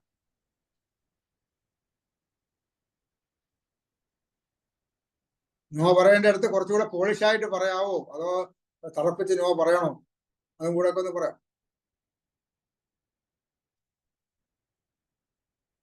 സാറിന്റെ അഭിപ്രായങ്ങൾ, സാറിന്റെ നമ്മൾ ഇത് കേട്ടിട്ട് നമുക്കൊരു അഭിപ്രായം ഉണ്ടല്ലോ, നമ്മൾ നമ്മുടെ അഭിപ്രായം മൂടി വെക്കാനുള്ള അല്ല നോ എന്ന് പറയുന്നത്. നമ്മുടെ അഭിപ്രായം ഉണ്ടെങ്കിൽ ഇതിനകത്ത് തുറന്നു പറയാം. ഇതിനകത്ത് ഇങ്ങനെ ഒരു നമുക്ക് ഒരു അഭിപ്രായ വ്യത്യാസം ഉണ്ടെന്നെങ്കിൽ അത് പറയാം.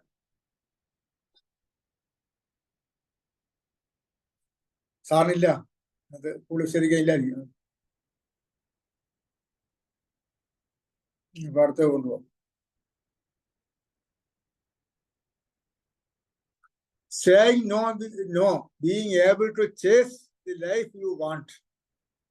അതായത് നമ്മള് നോ പറഞ്ഞു കഴിഞ്ഞാൽ നമ്മുടെ ഇഷ്ടപ്പെട്ട ലൈഫ് ചേസ് ചെയ്യാൻ, നമ്മൾ അതിനെ ഓടിച്ചിട്ട് പിടിക്കാൻ പറ്റും. നമ്മള് വേണ്ടാത്തതിന് നോ പറഞ്ഞാൽ, നമ്മൾ നോ പറഞ്ഞൊരു പവറൊക്കെ വന്നു കഴിഞ്ഞാൽ നമുക്ക് ഇഷ്ടപ്പെട്ട ലൈഫിന്, അപ്പം വേറെ ആൾക്കാർ എന്ത് വിചാരിക്കുമെന്ന് വിചാരിക്കേണ്ട കാര്യമില്ല. നമ്മള് വേണ്ടാത്ത കാര്യത്തിന്, പറ്റാത്ത കാര്യത്തിന് നോ പറഞ്ഞിരിക്കുക. വേണ്ടാത്ത കാര്യത്തിന്, ഒക്കാത്ത കാര്യത്തിന്, പറ്റാത്ത കാര്യത്തിന് നോ പറഞ്ഞു കഴിഞ്ഞാൽ പിന്നെ നമുക്ക് വരുന്ന എന്താണ്? നമുക്ക് ചേസ് ചെയ്യാം നമുക്ക് ഇഷ്ടപ്പെട്ട ലൈഫ്, നമ്മൾ ആഗ്രഹിക്കുന്ന ലൈഫ്, നമ്മൾ ഏത് രീതിയിലുള്ള വ്യക്തിയായിരിക്കണം ഞാൻ എന്നുള്ള അത് നമുക്ക് ചേസ് ചെയ്ത് പിടിക്കാമെന്നാണ് പറഞ്ഞത്.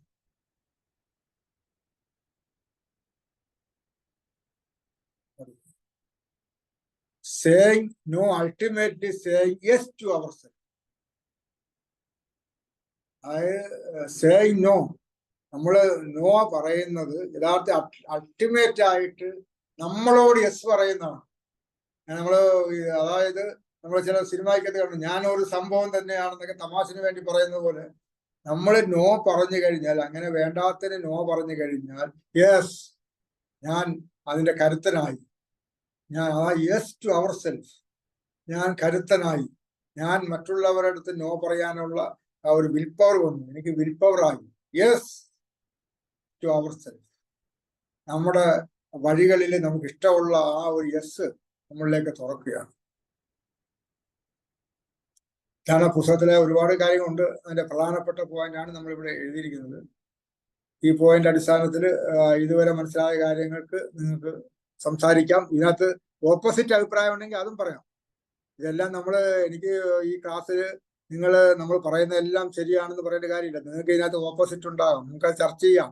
ചർച്ച ചെയ്തിട്ട് അത് കൈകാര്യം ചെയ്യുന്ന വേറെ ലോ ഉണ്ടോ എന്ന് നമുക്ക് അന്വേഷിക്കാം. ഇപ്പോൾ ഈ അന്വേഷണമാണ് നമ്മുടെ ക്ലാസ് എന്ന് പറയുന്നത്. ഞാൻ എങ്ങനെയാണ് ക്ലാസ്സുകൾ കണ്ടക്ട് ചെയ്തത്? നമ്മുടെ ഒരു ക്ലാസ് എന്ന് പറഞ്ഞാൽ ഒരു അന്വേഷണമാണ്. നിങ്ങൾക്ക് അറിയാത്ത കാര്യം, അറിഞ്ഞ കാര്യത്തിൽ തന്നെ പുതിയ കാര്യങ്ങൾ പഠിക്കാൻ, പിന്നെ അറിഞ്ഞ കാര്യങ്ങൾ ഉറപ്പിക്കാൻ, അതിനാണ് നിങ്ങൾ ക്ലാസ് വരുന്നത്. ട്രെയിനിങ്ങിനകത്ത് വരുന്നവരെല്ലാം ആദ്യം വരുന്നവരല്ല. ഇതിനകത്ത് എന്നെക്കാൾ അറിയുന്നവർ ഇതിനകത്തുണ്ട്, എന്നെക്കാൾ മനസ്സിലാക്കുന്നവരുണ്ട്. അപ്പൊ അവർ കൂടുതൽ മനസ്സിലാക്കാനും കൂടുതൽ ഇതിനെ ക്രിട്ടിക്കലായിട്ട് തന്നെ മനസ്സിലാക്കാനും അവരുടെ അഭിപ്രായങ്ങൾ പറയാനും കൂടെയാണ്. അപ്പൊ നമ്മളിന്ന് പഠിപ്പിച്ചത് നിങ്ങളൊന്ന് അവതരിപ്പിക്കുക. അതോടൊപ്പം തന്നെ ഇതിനകത്ത് വ്യത്യസ്തമായ അഭിപ്രായങ്ങൾ ഉണ്ടെങ്കിൽ അതും പറയുക. യോജിക്കാവുന്ന മേഖല ഉണ്ടെങ്കിൽ യോജിക്കാവുന്ന മേഖലയിലേക്ക് നമുക്ക് കിടക്കുകയും ചെയ്യും. എന്നിട്ട് അടുത്ത ചാപ്റ്റർ നമുക്ക് എടുക്കാം. സാറേ, ഗിരീഷ് പറഞ്ഞോളൂ. അപ്പൊ നമ്മളിപ്പം ഈ നോ പറയേണ്ട സ്ഥലത്ത് പറയുന്നതുകൊണ്ടേ അത് ഈ ലോ ഓഫ് അട്രാക്ഷനെ നെഗറ്റീവായിട്ട് ബാധിക്കോ? അതാണ് ഞാൻ പറഞ്ഞത്. ലോകത്ത് ഞാൻ അത് ആദ്യം അപ്പൊ അത് കറക്റ്റ്, അതാണ് ചോദിക്കേണ്ട ചോദ്യം. നമ്മൾ ഈ ലോകം നിയന്ത്രിക്കുന്നത് ലോ ഓഫ് അട്രാക്ഷൻ മാത്രമല്ല, അതായത് നമ്മുടെ ഈ ലോകത്തുള്ള നമ്മുടെ മനുഷ്യന്റെ ജീവിതം നിയന്ത്രിക്കുന്നത്, മനുഷ്യന്റെ വിധിയെ നിയന്ത്രിക്കുന്നത് ഒരുപാട് നിയമങ്ങളുണ്ട്. അതിലെ പ്രധാനപ്പെട്ട 4 നിയമങ്ങളാണ് law of attraction, cos and effect rules, law of karma, law of survival. അപ്പൊ സർവൈവലിനകത്തുള്ളതാണ് ഈ നോ പറയുക എന്നുള്ള ഇത്. അപ്പൊ അത് ലോ ഓഫ് അട്രാക്ഷനെ ബാധിക്കുന്നില്ല. അതായത് ഇതും നമ്മൾ ഓരോ സമയത്ത് ഓരോ കാര്യങ്ങളാണ് നമുക്ക് എടുക്കുന്നത്. ലോ ഓഫ് അട്രാക്ഷൻ വേണ്ടടുത്ത് ലോ ഓഫ് അട്രാക്ഷൻ പറയണം. അതേ സമയത്ത് ലോ ഓഫ് അട്രാക്ഷൻ എല്ലാ സമയത്തും കൊണ്ടുനടക്കാൻ പറ്റത്തില്ല. അതാണ് ഞാൻ ആദ്യമേ നിങ്ങൾ ആ ക്ലാസ്സിൽ അടുത്ത സ്റ്റെപ്പിലാണ് വന്നത്. അത് ചോദിച്ചുകൊണ്ട് കുറച്ചുകൂടെ കഴിഞ്ഞപ്പം ആദ്യം വന്നവർക്കും എല്ലാം മനസ്സിലാക്കാൻ പറ്റും. അതായത് ലോകത്തെ നിയന്ത്രിക്കുന്ന ഒരുപാട് നിയമങ്ങളുണ്ട്. അതിൽ ഒരു ഇടത്ത് മാത്രമാണ് ലോ ഓഫ് അട്രാക്ഷൻ വരുന്നത്. നമുക്ക് ആവശ്യമുള്ള സ്ഥലത്ത്. അല്ലാത്ത ഒരുപാട് നിയമങ്ങളുണ്ട്. അതിൽ വേറെ നിയമമാണ് ലോ ഓഫ് സർവൈവൽ. അപ്പൊ അത് നമുക്ക് ഉപയോഗിക്കേണ്ട സ്ഥലത്ത് ഉപയോഗിക്കും. അതായത് എങ്ങനെ വൈദ്യശാസ്ത്രം ആയുർവേദം ഉണ്ട്, ഹോമിയോ ഉണ്ട്, അലോപ്പതി ഉണ്ട്, സിദ്ധ ഉണ്ട്, പിന്നെ ഇത് പ്രകൃതി ചികിത്സ ഉണ്ട്, യൂനാനി ചികിത്സ വരെ ഉണ്ട്. അപ്പൊ ഇതൊക്കെ ഓരോ സമയത്താണ് ഉപയോഗിക്കുന്നത്. ഞാനിപ്പോ ആയുർവേദത്തിൽ മാത്രം ചികിത്സിച്ചുകൊണ്ടിരിക്കുന്നതാണ്. പക്ഷെ എനിക്ക് പെട്ടെന്നൊരു ആക്സിഡന്റ് വന്നു പോയി. പെട്ടെന്ന് പോകുന്ന വഴിക്ക് കാർ ഇടിച്ചു, വേറൊരു കാറ് വന്നിട്ട് നമ്മളെ ഇടിച്ചു. ഇല്ലെങ്കിൽ നമ്മൾ പോയ കാറ് വേറെ ഇടിച്ച് ആശുപത്രി വന്നു. അവിടെ കൊണ്ടുവന്ന് ആയുർവേദ ആശുപത്രിയിൽ പോയി കഴിഞ്ഞാൽ എന്താണ് അവസ്ഥ? അവിടെ ഞാൻ ഇതേ ചെയ്യൂന്ന് പറഞ്ഞിട്ട് കാര്യമില്ല, ഉടനെ അലോപ്പതിയെ കൊണ്ടുപോകണം. പണ്ട് സിനിമയ്ക്കകത്ത് പിന്നെ ഇതിനകത്താണ് അശ്വമേധ എന്ന് പറഞ്ഞ സിനിമ നാടകം ആണ് ആദ്യം വന്നത്, അശ്വമേധം. അതിനകത്ത് ഒരാൾ പറയുന്ന പോലെ, ഞാൻ ചത്താൽ ആശുപത്രിയിൽ പോകത്തില്ല, ഞാൻ ആശുപത്രിയിലേ പോകാൻ പാടില്ല. അയാൾ മറ്റുള്ളവരെ ഉപദേശിക്കുകയാണ്, ആശുപത്രിയിൽ പോകാൻ പാടില്ല. 50കളിലൊക്കെ ഇറങ്ങിയ സിനിമകൾ, 50കളിൽ ഇറങ്ങിയ സിനിമയാണത്. അതിനകത്ത് പറയുന്നത് അന്ന് ആൾക്കാരെ ബോധവൽക്കരിക്കാനാണ് അശ്വമേധം വന്നത്. ആശുപത്രിയിൽ പോകരുത്, ആശുപത്രിയിൽ പോയാൽ ഒന്നുകിൽ കത്തിയെടുക്കും, ഇല്ലെങ്കിൽ സൂചി എടുക്കും. അത് സിനിമ കണ്ടിട്ടുള്ള, ആ സിനിമയും നാടകമൊക്കെ പണ്ടുള്ളവർക്ക് കണ്ടാണ്. അതിനകത്ത് ഒരു പ്രധാനപ്പെട്ട വാചകമാണ്, ആശുപത്രിയിൽ പോകരുത്, ഒന്നുകിൽ കത്തിയെടുക്കും, ഇല്ലെങ്കിൽ സൂചി എടുക്കും എന്ന് പറഞ്ഞല്ലേ. അങ്ങനെ പേടിയാണ്. അങ്ങനെയല്ല, നമ്മള് ഈ ആയുർവേദം ഉപയോഗിക്കേണ്ടടുത്ത് ആയുർവേദം വരും. ഈ പിന്നെ അലോപ്പതി തള്ളിയ കേസുകൾ ആയുർവേദത്തിൽ രക്ഷപ്പെട്ടിട്ടുണ്ട്. ആയുർവേദവും അലോപ്പതി തള്ളിയെടുത്ത് ഹോമിയോപ്പതി രക്ഷപ്പെട്ടിട്ടുണ്ട്. ഇവിടെ എല്ലാം തള്ളിയെടുത്ത് ഒരു നിവൃത്തിയില്ലാത്തടുത്ത് യൂനാനി ചിലപ്പോൾ രക്ഷപ്പെട്ടിട്ടുണ്ട്. യൂനാനിക്കകത്തും ഇതിനകത്തൊന്നും പറ്റാത്തടുത്ത് പ്രകൃതി ചികിത്സയിൽ കൊണ്ടുപോയി ഇട്ടിട്ട് 1 വർഷത്തോളം കിടന്ന് പിന്നെ രക്ഷപ്പെട്ട പല കേസുകളുണ്ട്. നമ്മളൊരു പണ്ടൊരു പടം തന്നെ ഉണ്ടായത്, എല്ലാം തള്ളി മരണം വിധിച്ചത് പ്രകൃതി ചികിത്സാ കേന്ദ്രത്തിൽ കൊണ്ടുപോയിട്ട് അവർ അതിൻ്റെതായ രീതിയിൽ വന്ന് ആഹാരവും പിന്നെ മരുന്നില്ലാതെ ആഹാരവും വെള്ളവും ഒക്കെ കൊടുത്തിട്ട്, കാറ്റും ഒക്കെ കൊടുത്തിട്ട്, സംഗീതം ഒക്കെ കേൾപ്പിച്ചിട്ട് ക്യാൻസർ രോഗം ഭേദമായ കഥകളൊക്കെ നമ്മൾ സിനിമയിൽ മാത്രമല്ല ജീവിതത്തിലും ഉണ്ട്. അപ്പൊ അങ്ങനെ ഓരോ നിയമത്തിനും ഓരോ സമയത്താണ് നിങ്ങൾക്ക് പറ്റാതെ നിങ്ങൾ ജോലിക്ക് പോയിക്കൊണ്ടിരിക്കുന്നു. നിങ്ങളുടെ ജോലി തന്നെ കഠിനമാണ്. അപ്പോഴാണ് വേറൊരുത്തൻ വന്നിട്ട് അവന്റെ ജോലി കൂടെ ഏൽപ്പിക്കുന്നത്. ഇല്ലെങ്കിൽ നിങ്ങളുടെ ഒരു ഷെഡ്യൂളിനേക്കാൾ നിങ്ങൾക്ക് ചെയ്യാൻ പറ്റുന്നതിനേക്കാൾ വേറെ ജോലി മേലധികാരി പറയുന്നത്. അപ്പൊ നോ പറയണം. അവിടെ നോ പറഞ്ഞില്ലെങ്കിൽ ലോ ഓഫ് അട്രാക്ഷൻ അല്ല അവിടെ ആവശ്യം, അവിടെ നിലനിൽപ്പാണ്, ലോ ഓഫ് സർവൈവലാണ്. അവിടെ അതെടുത്ത് പറയുന്നത്. ആ സമയത്ത് നമ്മൾ ഈ ഒരു നിയമത്തിൽ പിടിച്ചു നിൽക്കരുത്. ആണ് ഞാൻ പറഞ്ഞത്. ലോ ഓഫ് അട്രാക്ഷനിലോ കോസ് ആൻഡ് എഫക്ട് നിയമത്തിലോ law of karma, law of സർവൈവലോ ഇങ്ങനെ ഒരു നിയമത്തിൽ പിടിച്ചിരിക്കരുത്. നമ്മളൊക്കെ ആ സമയത്ത് എന്താണ് പ്രയോജനം അത് നമ്മൾ ഉപയോഗിക്കണം. ആ നിയമം ഉപയോഗിക്കണം. അതാണ് ആവശ്യം. ഞാൻ ഈ അലോപ്പതി ആയുർവേദം ഒക്കെ പറഞ്ഞ അതാണ്. നമുക്ക് ഏതാണ് വേണ്ടത്? അലോപ്പതി വേണ്ടത് അലോപ്പതി പോകണം. അലോപ്പതിക്കാര് തള്ളിയ പിന്നെ മഞ്ഞപ്പിത്ത കേസുകളൊക്കെ നിസ്സാരമായിട്ട് ഹോമിയോയും ആയുർവേദവും ഒക്കെ ചികിത്സിച്ചിട്ടുണ്ട്. മഞ്ഞപ്പിത്തം വന്നു കഴിഞ്ഞാൽ ഏറ്റവും വലിയ ചികിത്സ ഉള്ളത് ഇപ്പം ആയുർവേദത്തിലാണ്. ആയുർവേദത്തിൽ ചെറിയ ഒറ്റമരുന്ന് കൊണ്ട് അത് തീർക്കാൻ പറ്റും. പക്ഷെ പിന്നെ മറ്റേടത്താണെങ്കിൽ അലോപ്പതിയിലാണെങ്കിൽ വലിയ രീതിയിൽ അവർക്ക് മരുന്നേ ഇല്ല. അവർ ഇതൊക്കെയാണ് കൊടുക്കുന്നത്, മറ്റേ ട്രിപ്പ് കൊടുത്ത് ഇങ്ങനെ കുറേശ്ശെ എടുത്ത് കളയാണ്. അതാണ് അവരുടെ ഇത്. പക്ഷെ ആക്സിഡന്റ് വന്നാലോ? ഞാൻ മഞ്ഞപ്പിത്തത്തിന് പോയപ്പോ എനിക്ക് അലോപ്പതി ആയുർവേദമാണ് എന്നെ രക്ഷപ്പെടുത്തിയെന്ന് വിചാരിച്ചിട്ട് ഞാൻ ഒരു ആക്സിഡന്റ് പെട്ടാലും ഞാൻ പിന്നെ ആയുർവേദത്തിൽ തന്നെ പോയാൽ എങ്ങനെ പറ്റും? ആ ആക്സിഡന്റ് സമയത്ത് ഈ ആയുർവേദം അലോപ്പതി എല്ലാം കളിച്ചിട്ട് അലോപ്പതി ആശുപത്രിയിൽ പോകണം. അതാണ് വേണ്ടത്. അപ്പൊ ഈ ഒരു ലോയിൽ പിടിച്ചു നിൽക്കരുത്, തൂങ്ങി നിൽക്കരുത്. കാരണം ജീവിതത്തിൽ ഒരുപാട് നിയമങ്ങളുണ്ട്. 10 25 അല്ല, നമ്മൾ അറിയാത്തതായ ഒരുപാട് ഘടകങ്ങളാണ് നമ്മുടെ വിധി നിശ്ചയിക്കുന്നത്. ആ വിധി നിശ്ചയിക്കുന്നത് ഇതിനകത്ത് ഏറ്റവും പ്രധാനമാണ് ലോ ഓഫ് സർവൈവൽ നമ്മൾ പിടിച്ചത് ഫിറ്റസ്റ്റ് മാത്രമേ നിൽക്കൂ. ഫിറ്റസ്റ്റ് അല്ലാത്ത എല്ലാം സമൂഹത്തിൽ നിങ്ങൾ ഓഫീസിലാണെങ്കിലും നിങ്ങൾ ഫിറ്റ് ആയിരിക്കണം. അത് നിങ്ങളുടെ ജോലി ഫിറ്റായിട്ട് ചെയ്യണം. അന്യനെ സഹായിച്ച് അന്യന്റെ ജോലി ഫിറ്റായിട്ട് ചെയ്തുകൊണ്ട് നിങ്ങൾക്ക് അവിടെ നിൽക്കാൻ ഒക്കത്തില്ല. നിങ്ങളുടെ ജോലി ഫിറ്റായിട്ട് ചെയ്യണം. നിങ്ങളെ ഏൽപ്പിച്ച് നിങ്ങളുടെ കർമ്മം അത് ഫിറ്റായിട്ട് ചെയ്യണം. നിങ്ങൾ രക്ഷപ്പെടും. മനസ്സിലായല്ലോ ഗിരീഷ്? Hello, okay. ഇത് വേറെ ഞാൻ ഇതുവരെ അത് ഉൾക്കൊള്ളാൻ പറ്റുന്നില്ല അല്ലേ? ലോ ഓഫ് അട്രാക്ഷൻ കാണാതെ പിടിച്ചോണ്ട്. അല്ല, അതുകൊണ്ടല്ല. മാത്രല്ല, ലോ ഓഫ് സർവൈവലിൽ ഇപ്പൊ നമ്മൾ അവസാനം ഒരു പോയിന്റ് പറഞ്ഞിട്ടുണ്ടല്ലോ, നമ്മുടെ ഉള്ളിലുള്ള ഫയർ നോ പറയേണ്ടടത്തിൽ നോ പറഞ്ഞു കഴിഞ്ഞാൽ ആക്ച്വലി അത് യെസ് ആണെന്ന് പറഞ്ഞിട്ട് നമ്മളിപ്പോ അവസാനിപ്പിച്ചല്ലോ. അപ്പം ആക്ച്വലി നമ്മളെ ഇന്റേണലുള്ള ഒരു ഫയർ ഉണ്ടല്ലോ, ആ ഫയറിനെ ശരിക്കും ശക്തിപ്പെടുത്താണല്ലോ. അപ്പൊ ലോ ഓഫ് അട്രാക്ഷനിലും അതിനാണല്ലോ സംഭവിക്കുന്നത്. ആ ഒരു ഫയർ കൂടി കൂടി വരുന്നോണ്ടാണല്ലോ നമുക്ക് കാര്യങ്ങൾ ചെയ്ത് തീർക്കാൻ പറ്റുന്നത്. അല്ലെങ്കിൽ തന്നെ വന്നോളും. അതെ അതെ, ലോ ഓഫ് സർവൈവൽ ചെയ്യുമ്പോ ലോ ഓഫ് അട്രാക്ഷൻ വന്നോളൂ.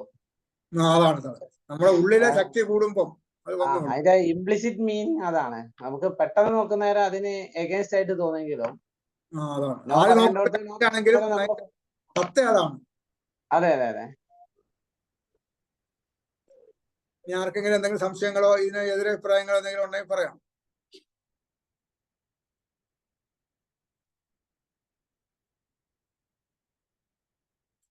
ഐഫോൺ ആരാണ്? ഐഫോൺ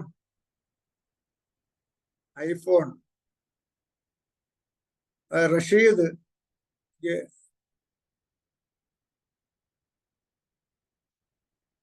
ഷീജ ടീച്ചറാണെന്ന് തോന്നുന്നല്ലേ? ഷീജ ടീച്ചർ. ഹലോ, ഹലോ ഒന്ന് പറഞ്ഞോളൂ. ആരാണ് പറയുന്നത്? ഹലോ, കേൾക്കുന്നില്ല. സൗണ്ട് അങ്ങോട്ട് ചെല്ലൊന്ന് മാറി നിന്നാൽ കറക്റ്റ് ആയിട്ട് കേൾക്കാം. ഐഫോൺ ഉസ്മാനാണ്. ഓക്കെ. സ്വാഗതം. ഞാൻ അത്ര പരിചയപ്പെട്ടിട്ടില്ല. നമ്മൾ എന്ത് ചെയ്യുന്നു? ഹലോ, ഐഫോൺ ഉസ്മാനാണ്. കേൾക്കുന്നുണ്ട്. ഐഫോൺ ഉസ്മാനാണ്. യെസ്. പറഞ്ഞോളൂ. ഇടക്ക് വന്നു പോക്കുള്ളൂ, ഞാൻ സ്ഥിരമായിട്ട് ഇരിക്കലില്ല. ശരി. എന്ത് ചെയ്യുന്നു? ഞാനിപ്പോ ഫ്രീ ആയിട്ട് ഇരിക്കാണ്. ശരി. വിദേശത്തായിരുന്നു. വിദേശത്തായിരുന്നല്ലേ? പരിചയപ്പെടാൻ കഴിഞ്ഞാലുള്ള സന്തോഷം. ഞാൻ ഷെരീഫ് സാറ് എപ്പോഴും പറയാറുണ്ട്, എപ്പോഴും എന്നെ ചേർക്കാറുണ്ട്. സാർ എപ്പോഴും ഇതില് പരിപാടി ഉണ്ടെങ്കിൽ എന്നെ ഇതില് ചേർക്കാറുണ്ട്. അങ്ങനെയാണ് ഞാൻ കയറല്. ഓക്കെ, വളരെ സന്തോഷം. അപ്പൊ ഇപ്പം ഇടയ്ക്കിടയ്ക്ക് വന്നു പോയിട്ടിരുന്നെങ്കിലും പറഞ്ഞു കേട്ട കാര്യത്തോളം കാര്യങ്ങൾ പിന്നെ നാളെ ഇതിന്റെ റെക്കോർഡ് വരും. അപ്പൊ കുറച്ച് കൂടുതൽ കാര്യങ്ങൾ മനസ്സിലാക്കാം. ഈ കേട്ട കാര്യങ്ങൾക്കകത്തുള്ള നിങ്ങളുടെ അഭിപ്രായങ്ങൾ പറയാം, അഭിപ്രായ വ്യത്യാസങ്ങളും പറയാം. ഞാൻ നോ പറയണോടത്ത് നോ പറയണം എന്നില്ലാണ് എന്റെ അഭിപ്രായം. Okay, good. നോ എവിടെ നമുക്ക് നോ പറയേണ്ട ഭാഗങ്ങളാല് നമ്മൾ കബളിപ്പിക്കപ്പെടും. കറക്റ്റ്.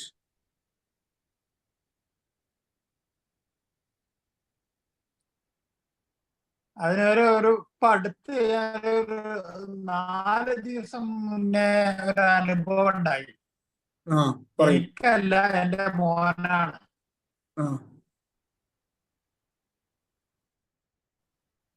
പറഞ്ഞോളൂ.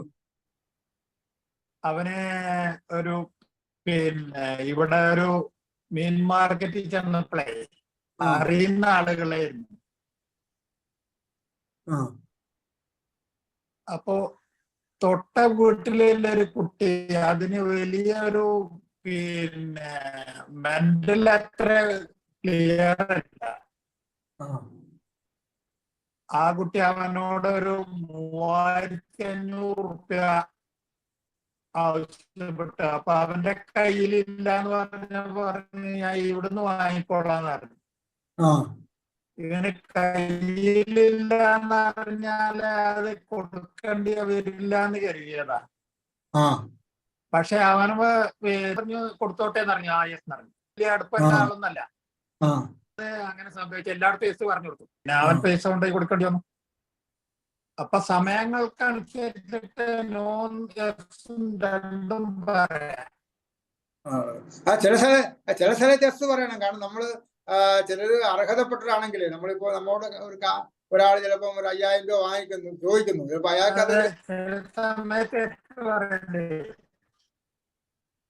അയാൾക്കൊരു ആവശ്യമായിരിക്കും. ചിലപ്പോൾ ചിലർക്ക് അവർ അത് കിട്ടിക്കഴിഞ്ഞാൽ ചിലപ്പോൾ അവരുടെ ജീവിതം തന്നെ ചിലപ്പം ഇല്ലെങ്കിൽ വലിയ പ്രതിസന്ധി ആകുമായിരിക്കും. അങ്ങനെയുള്ള സ്ഥലത്തും സഹായിക്കേണ്ട കൊടുക്കാം. പക്ഷെ അവര് അതിന് വാങ്ങിയത് ഒരു നല്ല മാർഗത്തിനല്ലാന്നില്ല. പിന്നെ മനസ്സിലായി നമ്മള് അവർ ശരിയായ രീതിയിൽ അവരുടെ കാര്യങ്ങൾ പറഞ്ഞ് അങ്ങനെ വേണ്ടോടത്ത് നമ്മള് പറയണം. പക്ഷെ ഇത് അവര് ചെയ്തത് ഒരു നല്ല കാര്യത്തിന് വേണ്ടിയിട്ടല്ല എന്നാ പൈസ വാങ്ങിപ്പോയത്.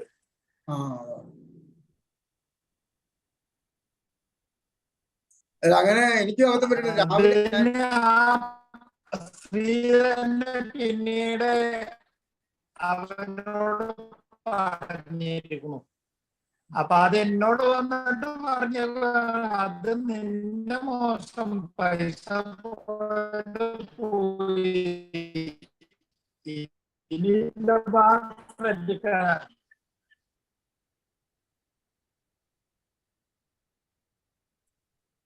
അങ്ങനെ ഉണ്ടാവും. നമ്മൾ ഈ ചില സ്ഥലങ്ങളിലൊക്കെ കണ്ടിട്ടുണ്ടല്ലോ, ആൾക്കാരെ വിശക്കുന്നെന്ന് പറഞ്ഞ് കാശ് ചോദിക്കും. നമ്മൾ വിശക്കുന്നവന് ആഹാരം കൊടുക്കുക നമ്മളൊരു പുണ്യമാണ്. നമ്മളെല്ലാം കൊടുക്കും, പൈസ കൊടുക്കും. പക്ഷെ അവനെന്ത് ചെയ്യും? അത് കൊണ്ടുപോയി പിന്നെ 2 പേരെടുത്തുനിന്ന് പൈസ വാങ്ങിച്ചിട്ട് കൊണ്ടുപോയി മദ്യം അടിക്കും, വെള്ളം അടിച്ചിട്ട് റോഡിൽ വന്ന് കിടക്കും. അങ്ങനെയുള്ള ആൾക്കാരുണ്ടാവും. നമ്മൾ പറ്റിക്കുന്ന ചിലടത്ത് നമ്മൾ ശ്രദ്ധിക്കണം. ആഹാരം ചോദിച്ചു കഴിഞ്ഞാൽ അവന് ആഹാരം വാങ്ങിച്ചു കൊടുക്കാൻ പറ്റുമെങ്കിൽ അവന് ആഹാരം തന്നെ വാങ്ങിച്ചു കൊടുക്കണം. ഞാനിപ്പോ അങ്ങനെയാണ് ചെയ്യുന്നത്. എനിക്ക് അങ്ങനെ പറ്റിയിട്ടുണ്ട്. പലയിടത്തും പൈസ കൊടുക്കും, അവരൊരു സ്ഥിരം ഏർപ്പാടായിരിക്കും. അവര് വേറെ എന്തെങ്കിലുമൊക്കെ കാര്യങ്ങൾക്കായിരിക്കും ഉപയോഗിക്കുന്നത്. കൂടുതൽ മദ്യം വാങ്ങിക്കാനും കഞ്ചാവ് വാങ്ങിക്കാനും ഒക്കെ ആയിരിക്കും ഉപയോഗിക്കുന്നത്. അപ്പൊ അങ്ങനെയുള്ളവർ തിരിച്ചറിയുകയും അവർക്ക് ആഹാരം വേണ്ടതിന് കൊടുക്കുകയും ചെയ്യണം. അങ്ങനെ നമ്മൾ ചിലയിടത്ത് സഹായിക്കേണ്ടടുത്ത് സഹായിക്കണം. സഹായവും പറ്റിയിലും തമ്മിൽ തിരിച്ചറിയാൻ കഴിയണം. അതൊരു വലിയ കാര്യമാണ്. സാറേ ഇവിടെ ലൈന് കട്ടായി. മനസ്സിലായി. ഇടയ്ക്ക് അവന്റെ ഔട്ടായി പോയി വീണ്ടും ജോയിൻ ചെയ്തല്ലേ? ഇപ്പൊ രണ്ടാമത് ജോയിൻ ചെയ്തു. അതിനകത്ത് എന്തെങ്കിലും പറയാനുണ്ടോ? ബാക്കി എന്തെങ്കിലും? ഇല്ല, ഞാൻ നിങ്ങൾ പറയുന്നത് കേൾക്കുന്നുണ്ട്. ഓക്കെ. വളരെ സന്തോഷം. Thank you. അപ്പൊ അങ്ങനെ നമുക്ക് നമ്മള് പറയുന്ന കാര്യങ്ങൾ അത് മനസ്സിലാക്കുകയും നമ്മുടേതായ ജീവിതത്തിന്റെ അനുഭവത്തിൽ വിലയിരുത്തുകയും ചെയ്യണം. കാരണം ഒരാൾക്ക് പറ്റുന്ന അനുഭവം അല്ല വേറെ ആൾക്ക് പറ്റുന്നത്. ജീവിതം എന്ന് പറഞ്ഞാൽ വ്യത്യസ്തമാണ്. ഒരുപാട് 100 പേർക്കും 200 അനുഭവമായിരിക്കും ഉണ്ടാകുന്നത്. അപ്പൊ ഓരോരുത്തരും മറ്റുള്ളവർ നമുക്ക് പറ്റുന്നതിനേക്കാൾ മറ്റുള്ളവരുടെ അനുഭവങ്ങൾ കൂടി നമ്മളെ മനസ്സിലാക്കി നമുക്ക് അപകടം പറ്റാതിരിക്കുകയും ഒക്കെ വേണം. ഇനി അടുത്ത ആള് ആരെങ്കിലും പറയാനുണ്ടെങ്കിൽ പറയാം. പത്മ ടീച്ചർ, പത്മ കുറച്ച് മൗനമാണെന്ന്. മാം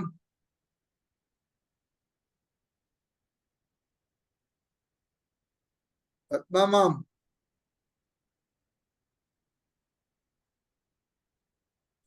റഷീദ് ഒന്നും പറയില്ല. ഹലോ റഷീദ്.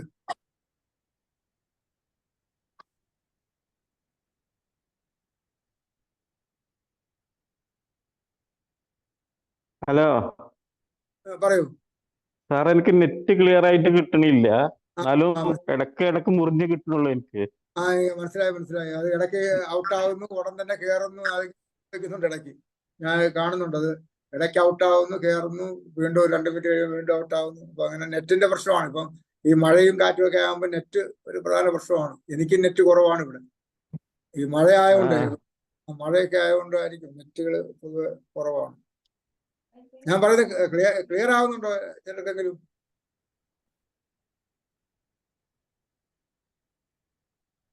സാർ എനിക്കും കൊറോണ കഴിഞ്ഞ സമയത്ത് നാട്ടിൽ ചെന്നപ്പോ ഒരു അനുഭവം ഉണ്ടായി. നോ പറയാൻ പറ്റാത്തത് കൊണ്ട് നല്ലോണം പൈസ പറ്റിക്കപ്പെട്ടു. ഒരു വളരെ ദയനീയമായിട്ട് വന്ന് പൈസ ചോദിച്ചതായിരുന്നു. പക്ഷെ അവരും അത് മനഃപൂർവ്വം ചെയ്തതല്ലെന്ന് പിന്നീട് മനസ്സിലായി സാർ. അവര് ഒരു ചിട്ടി എന്തോ ഇതിൽ ചേർന്നിട്ട് ഇപ്പൊ ഈ മൊബൈലിലൊക്കെ കാണില്ലേ സാർ, ഇത് ഇങ്ങനെ പൈസ കൊടുത്തിട്ട് പിന്നെ പറ്റിക്കുന്ന നാട്ടില്, അങ്ങനത്തെ ഒരു റാക്കറ്റിൽ പെട്ടുപോയി ഈ മാഡം. അവര് വളരെ മക്കളൊക്കെ സ്റ്റേറ്റ്സിലാണ് ഒരു തയ്യൽ യൂണിറ്റ് നടത്തിയിരുന്നതാണ്. എന്നിട്ട് എന്നെ രക്ഷിക്കണം എന്ന് പറഞ്ഞ് ഞങ്ങളുടെ വീട്ടിൽ വന്ന് എന്തോ ഒരു പൈസ കൊടുത്തിട്ടില്ലെങ്കിൽ ഇത് വരും. അത് കഴിഞ്ഞിട്ട് വളരെ അനുഭവമായി പോയി. അത് കഴിഞ്ഞ് 1 മാസം കഴിഞ്ഞ് ഞാൻ ഫോൺ വിളിക്കുമ്പോ എടുക്കുന്നില്ല ഇടയ്ക്ക്. അങ്ങനെ ഒരു ഡ്രൈവർ പയ്യൻ പോയി അന്വേഷിച്ചപ്പോ ഇവര് സൂസൈഡ് ചെയ്ത് കളഞ്ഞു. അയ്യോ. കുറെ പേര് വന്നിട്ട് ഇവരുടെ അടുത്ത് ഇങ്ങനെ ഇത് സാർ ഒരു ഫിലിം ഉണ്ടായിരുന്നല്ലേ സാർ, അത് സെയിം കഥ. എന്താണ് മാളികപ്പുറം എന്ന് പറഞ്ഞ സിനിമയിലെ സ്റ്റോറി. പൈസ ഇങ്ങനെ കൊടുത്തിട്ട് അവര് ഭീഷണിപ്പെടുത്തിയപ്പോ ഇത്. പക്ഷെ ആ ന്യൂസ് ഒന്നും പുറത്തു വന്നില്ല. അവരുടെ ഫോട്ടോ ഒക്കെ അപ്പൊ അടുത്തുള്ള വീട്ടുകാരും ഒക്കെ പറഞ്ഞു അന്ന് ആരോ അവരുടെ ടൈലറിങ് യൂണിറ്റിൽ വന്ന് ഭീഷണിപ്പെടുത്തിയിട്ട് പോയി. അതിനുശേഷം ഇവര് പെട്ടെന്ന് വീട്ടിൽ പോവുകയാണ് ചെയ്തത്. വളരെ നല്ല ഒരു യൂണിറ്റ് ഒക്കെ നടത്തിക്കൊണ്ടിരുന്ന ഒരു മാഡമാണ്. അവർക്ക് ഇത് മനസ്സിലായില്ല. നമ്മുടെ ചുറ്റും നടക്കുന്ന സംഭവങ്ങൾ അവർക്ക് മനസ്സിലാക്കാൻ പറ്റിയില്ലായിരിക്കും. ഇത്രയൊന്നും കുറച്ചൊരു എൽഡർലി സ്ത്രീയാണ്, ഇത്രയൊന്നും മൊബൈലില് ഇങ്ങനത്തെ ഒന്നും പ്രതീക്ഷിച്ചു കാണില്ല.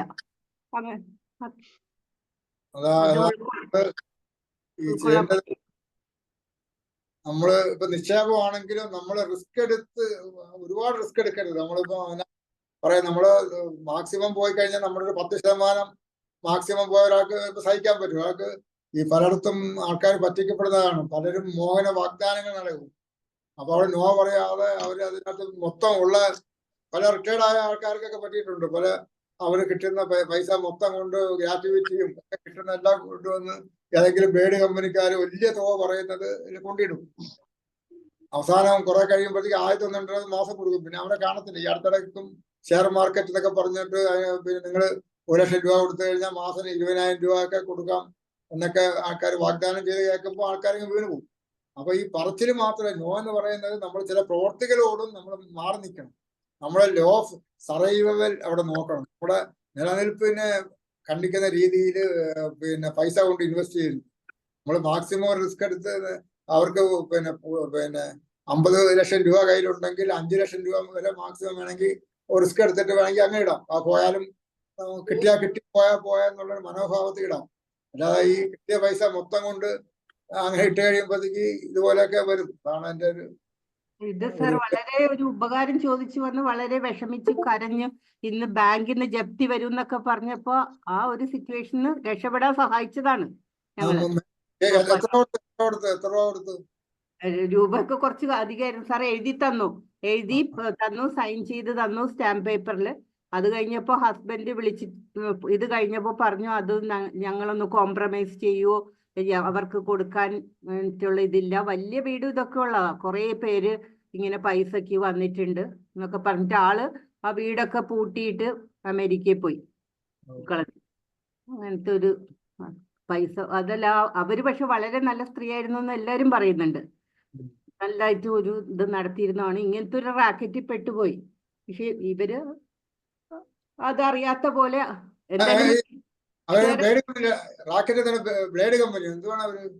എന്താണെന്ന് എനിക്ക് ശരിക്കും അറിയില്ല സാർ. ഞങ്ങൾ ഇവിടെയാണല്ലോ. എന്തോ അന്ന് ആരോ വന്ന് ഇങ്ങനെ ഭീഷണിപ്പെടുത്തിയിരുന്നു എന്ന് പറഞ്ഞു പൈസക്ക്. ചിലപ്പോ ഈ ഇതുപോലെ കൊണ്ട് എവിടെയെങ്കിലുമൊക്കെ കൊണ്ടിടും. ഇല്ലെങ്കിൽ ചിലപ്പോ നോട്ടിന് സംഘം എന്നൊക്കെ പറഞ്ഞിട്ടൊക്കെ കുറച്ച് ഇങ്ങനെ താഴെ പോയപ്പോ, ബിസിനസ് താഴെ പോയപ്പോ കൊറോണ എന്തിനോ പൈസ മേടിച്ചിട്ടുണ്ടായിരുന്നു ഈ മാഡം. അപ്പൊ അത് തിരിച്ചടയ്ക്കാൻ പറ്റാത്ത അപ്പൊ അവര് വന്ന് ഭീഷണിപ്പെടുത്ത് എന്തോ ചെയ്തതാണ്. അവരുടെ ജീവൻ പോയി. അവളൊപ്പം തന്നെ പൈസ കൊടുത്ത ഒരുപാട് പേരുടെയും അവർക്കും പ്രതിസന്ധിയായി. ഒരാൾ മാത്രമല്ല, ഒരുപാട് പേര് അതുകൊണ്ട് പ്രതിസന്ധിയായിപ്പോയി. അതാണ് ചിലയിടത്ത് അവര് ഇതുപോലുള്ള പിന്നെ ആൾക്കാർ കറക്കമ്പനിയായിട്ട് വരുമ്പം നോ പറഞ്ഞിരുന്നെങ്കിൽ അവര് നോ എന്ന് പറഞ്ഞ് നോ പറച്ചിൽ മാത്രമല്ല പ്രവൃത്തിയിലും നോ പറഞ്ഞു. നമ്മൾ ചിലയിടത്ത് വിട്ടു നിൽക്കേണ്ട നോ എന്ന് പറയുന്നത് പലപ്പോഴും നമ്മൾ വിചാരിക്കുന്നത് പറച്ചിൽ മാത്രമാണ്. നോ സേ മാത്രമല്ല, നമ്മൾ അതിന് പ്രവൃത്തിയിലും ചിലയിടത്തുനിന്ന് വിട്ടു നിൽക്കണം. ഇന്നില്ലെങ്കിൽ നമ്മളും നശിക്കുമെന്ന് മാത്രമല്ല, നമ്മളുമായിട്ട് ബന്ധപ്പെട്ട ആൾക്കാർ, നമ്മൾ സഹായിച്ച ആൾക്കാർ ഒക്കെ ചിലപ്പം വലിയ പ്രതിസന്ധിയിലാവും. ഇത് നടക്കുമ്പോഴൊന്നും എനിക്ക് ഇങ്ങനത്തെ ഒരു റാക്കറ്റ് അങ്ങനത്തെ അതിനെ കുറിച്ച് അറിവില്ലായിരുന്നു സാർ. പിന്നെ ആ ഫിലിം കണ്ടപ്പോഴാണ് എനിക്ക് മനസ്സിലായത് ഇത് ഇങ്ങനത്തെ ഒരു ഇത് ഉണ്ടെന്ന് നാട്ടിൽ. ആക്ച്വലി എന്താ വെച്ചാൽ സാറേ, ഇന്നത്തെ കാലത്ത് പറ്റിക്കാൻ വളരെ എളുപ്പമാണ്. അതിനായിട്ട് ഒരു കോക്കസ് ഉണ്ട്. ശരിക്കും എന്താ ഇവര് ചെയ്യാന്ന് വെച്ചാല് കൂടുതൽ റിട്ടേൺ തരും എന്ന് പറയും. ഇപ്പൊ നമ്മളിപ്പോ ബാങ്കിൽ ഇട്ട് കഴിഞ്ഞാൽ ഒരു 68% പലിശ കിട്ടുകയാണെങ്കിൽ മറ്റേത് 12, 15, 20 പറയും. അപ്പൊ അതില് മിക്കവാറും ആളുകൾ വീണു പോകും. ഇവരെന്താ ചെയ്യാന്ന് വെച്ചാൽ തുടക്കത്തിൽ കുറച്ച് പൈസ വാങ്ങിക്കും, എന്നിട്ട് വേറൊരാളടുത്ത് നിന്ന് വാങ്ങിയ പൈസ എടുത്തിട്ട് ഇവർക്ക് ഇത് കുറച്ച് കൊടുക്കും ഒരു 3-4 മാസം. അപ്പൊ ആ ഒരു വിശ്വാസം നേടിയെടുത്തു കഴിഞ്ഞാൽ പിന്നെ എന്ത് ചെയ്യും വെച്ചാല് ഫുൾ എമൗണ്ട് അവരുടെ അടുത്ത് നിന്ന് വാങ്ങിക്കും. അപ്പൊ ആളുകൾക്ക് മന്ത്ലി കിട്ടിക്കൊണ്ടിരിക്കുന്ന നേരം വിശ്വാസം വരുമല്ലോ. പിന്നെ എന്ത് വെച്ചാൽ ഇപ്പൊ ഫോർ എക്സാമ്പിൾ തുടക്കത്തിൽ ഒരു 10 ലക്ഷം ഒക്കെ കൊടുത്തതാണെങ്കിൽ ഒരു 5-6 പറഞ്ഞോളൂ. ഇത് പോയോ? നെറ്റ് പോയോ? എന്താന്ന് വെച്ചാൽ ഈ പറ്റിക്കപ്പെടുന്ന ആളുകള് അത് പുറത്ത് പറയില്ല. ഒരു കംപ്ലൈന്റ് കൊടുക്കുകയോ പോലീസ് സ്റ്റേഷനിൽ പോവുകയോ അങ്ങനത്തെ കാര്യങ്ങളൊന്നും പറയില്ല. അപ്പം പൊതുവെ എങ്ങനെയാ പറ്റിക്കപ്പെട്ടതെന്നുള്ള ഒരു അവയർനെസ് മറ്റുള്ളവർക്കിട്ട് അറിയല്ല. അപ്പൊ അതുകൊണ്ട് എന്താ വെച്ചാൽ പല ആളുകൾ ഇതേപോലെ സെയിം തട്ടിപ്പിൽ വീണു പോകും. അവസാനം പിന്നെ ഒന്നും ചെയ്യാൻ പറ്റാത്ത അവസ്ഥയിലെത്തും. പിന്നെ ഇന്നത്തെ കാലത്ത് ഈ സോഷ്യൽ മീഡിയയും എല്ലാ കാര്യങ്ങളും ഉള്ളതുകൊണ്ട് ആളുകൾ പെട്ടെന്ന് അതിൽ പ്രലോഭിക്കപ്പെടും. അതാണ് ഇന്ന് സംഭവിച്ചുകൊണ്ടിരിക്കുന്നത്.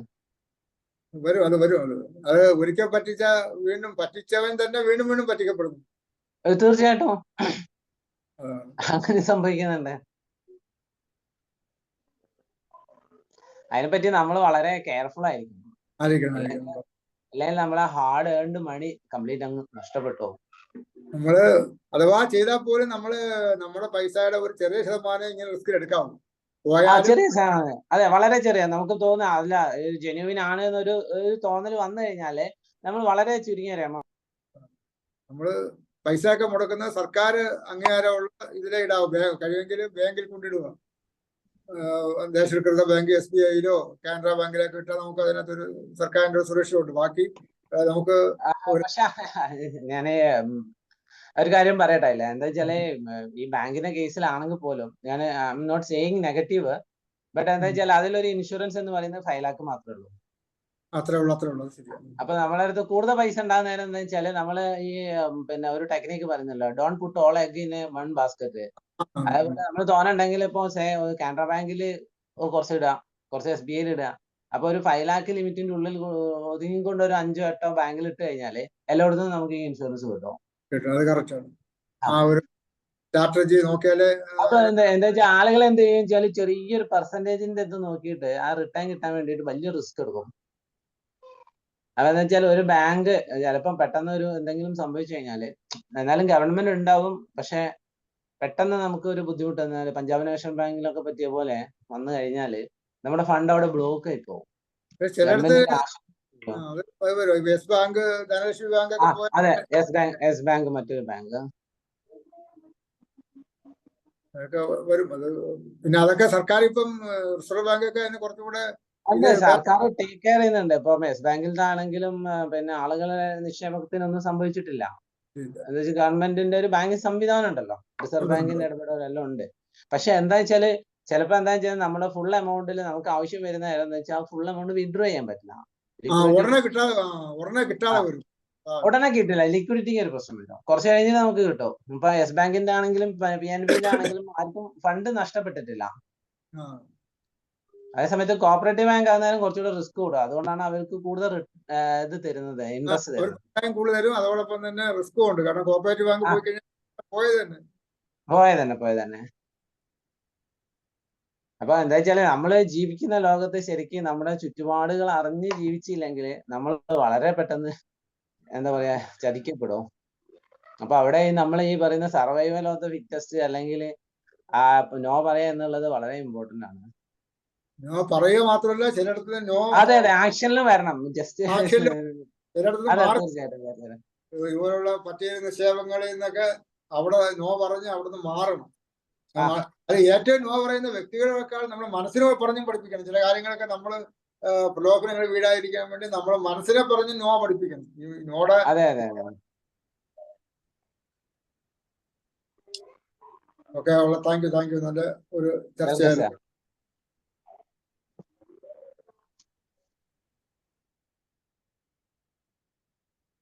ഇനി ആർക്കെങ്കിലും എന്തെങ്കിലും പറയാനുണ്ടോ?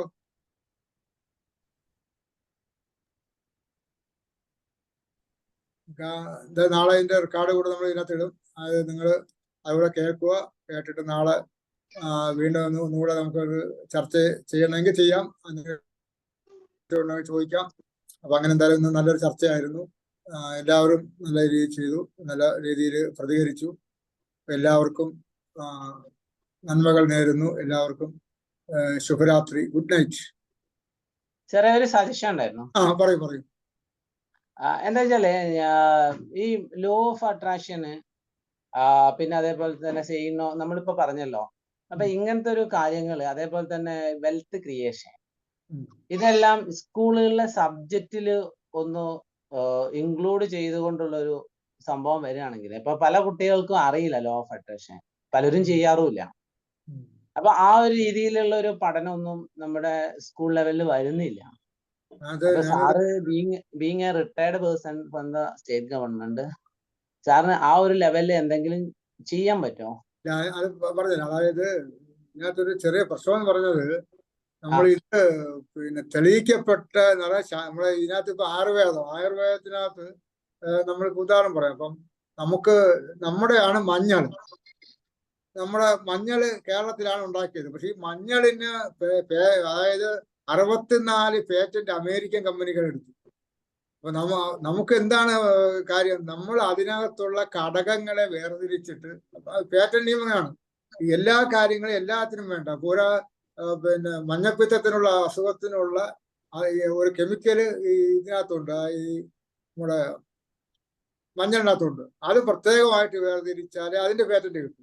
അതോടൊപ്പം തന്നെ വിഷം, ചെറിയ ചെറിയ വിഷങ്ങളൊക്കെ മാറാനുള്ള ഒരു സാധനം അതിനകത്തുണ്ട്. അപ്പൊ അത് മാത്രം വേർതിരിച്ച് ഒരു ഔഷധം ഉണ്ടാക്കിയാല് അതിന് പേറ്റന്റ് കിട്ടും എന്ന് പറയുന്ന പോലെ ഈ ശാസ്ത്രീയമായിട്ട് തെളിയിക്കപ്പെട്ട് അതിന് തെളിവുകൾ വന്ന് അതിന്റെ കാര്യങ്ങളെ പുസ്തകങ്ങളിൽ ടെസ്റ്റിൽ പഠിപ്പിക്കാവൂ. അതാണ് നിയമം.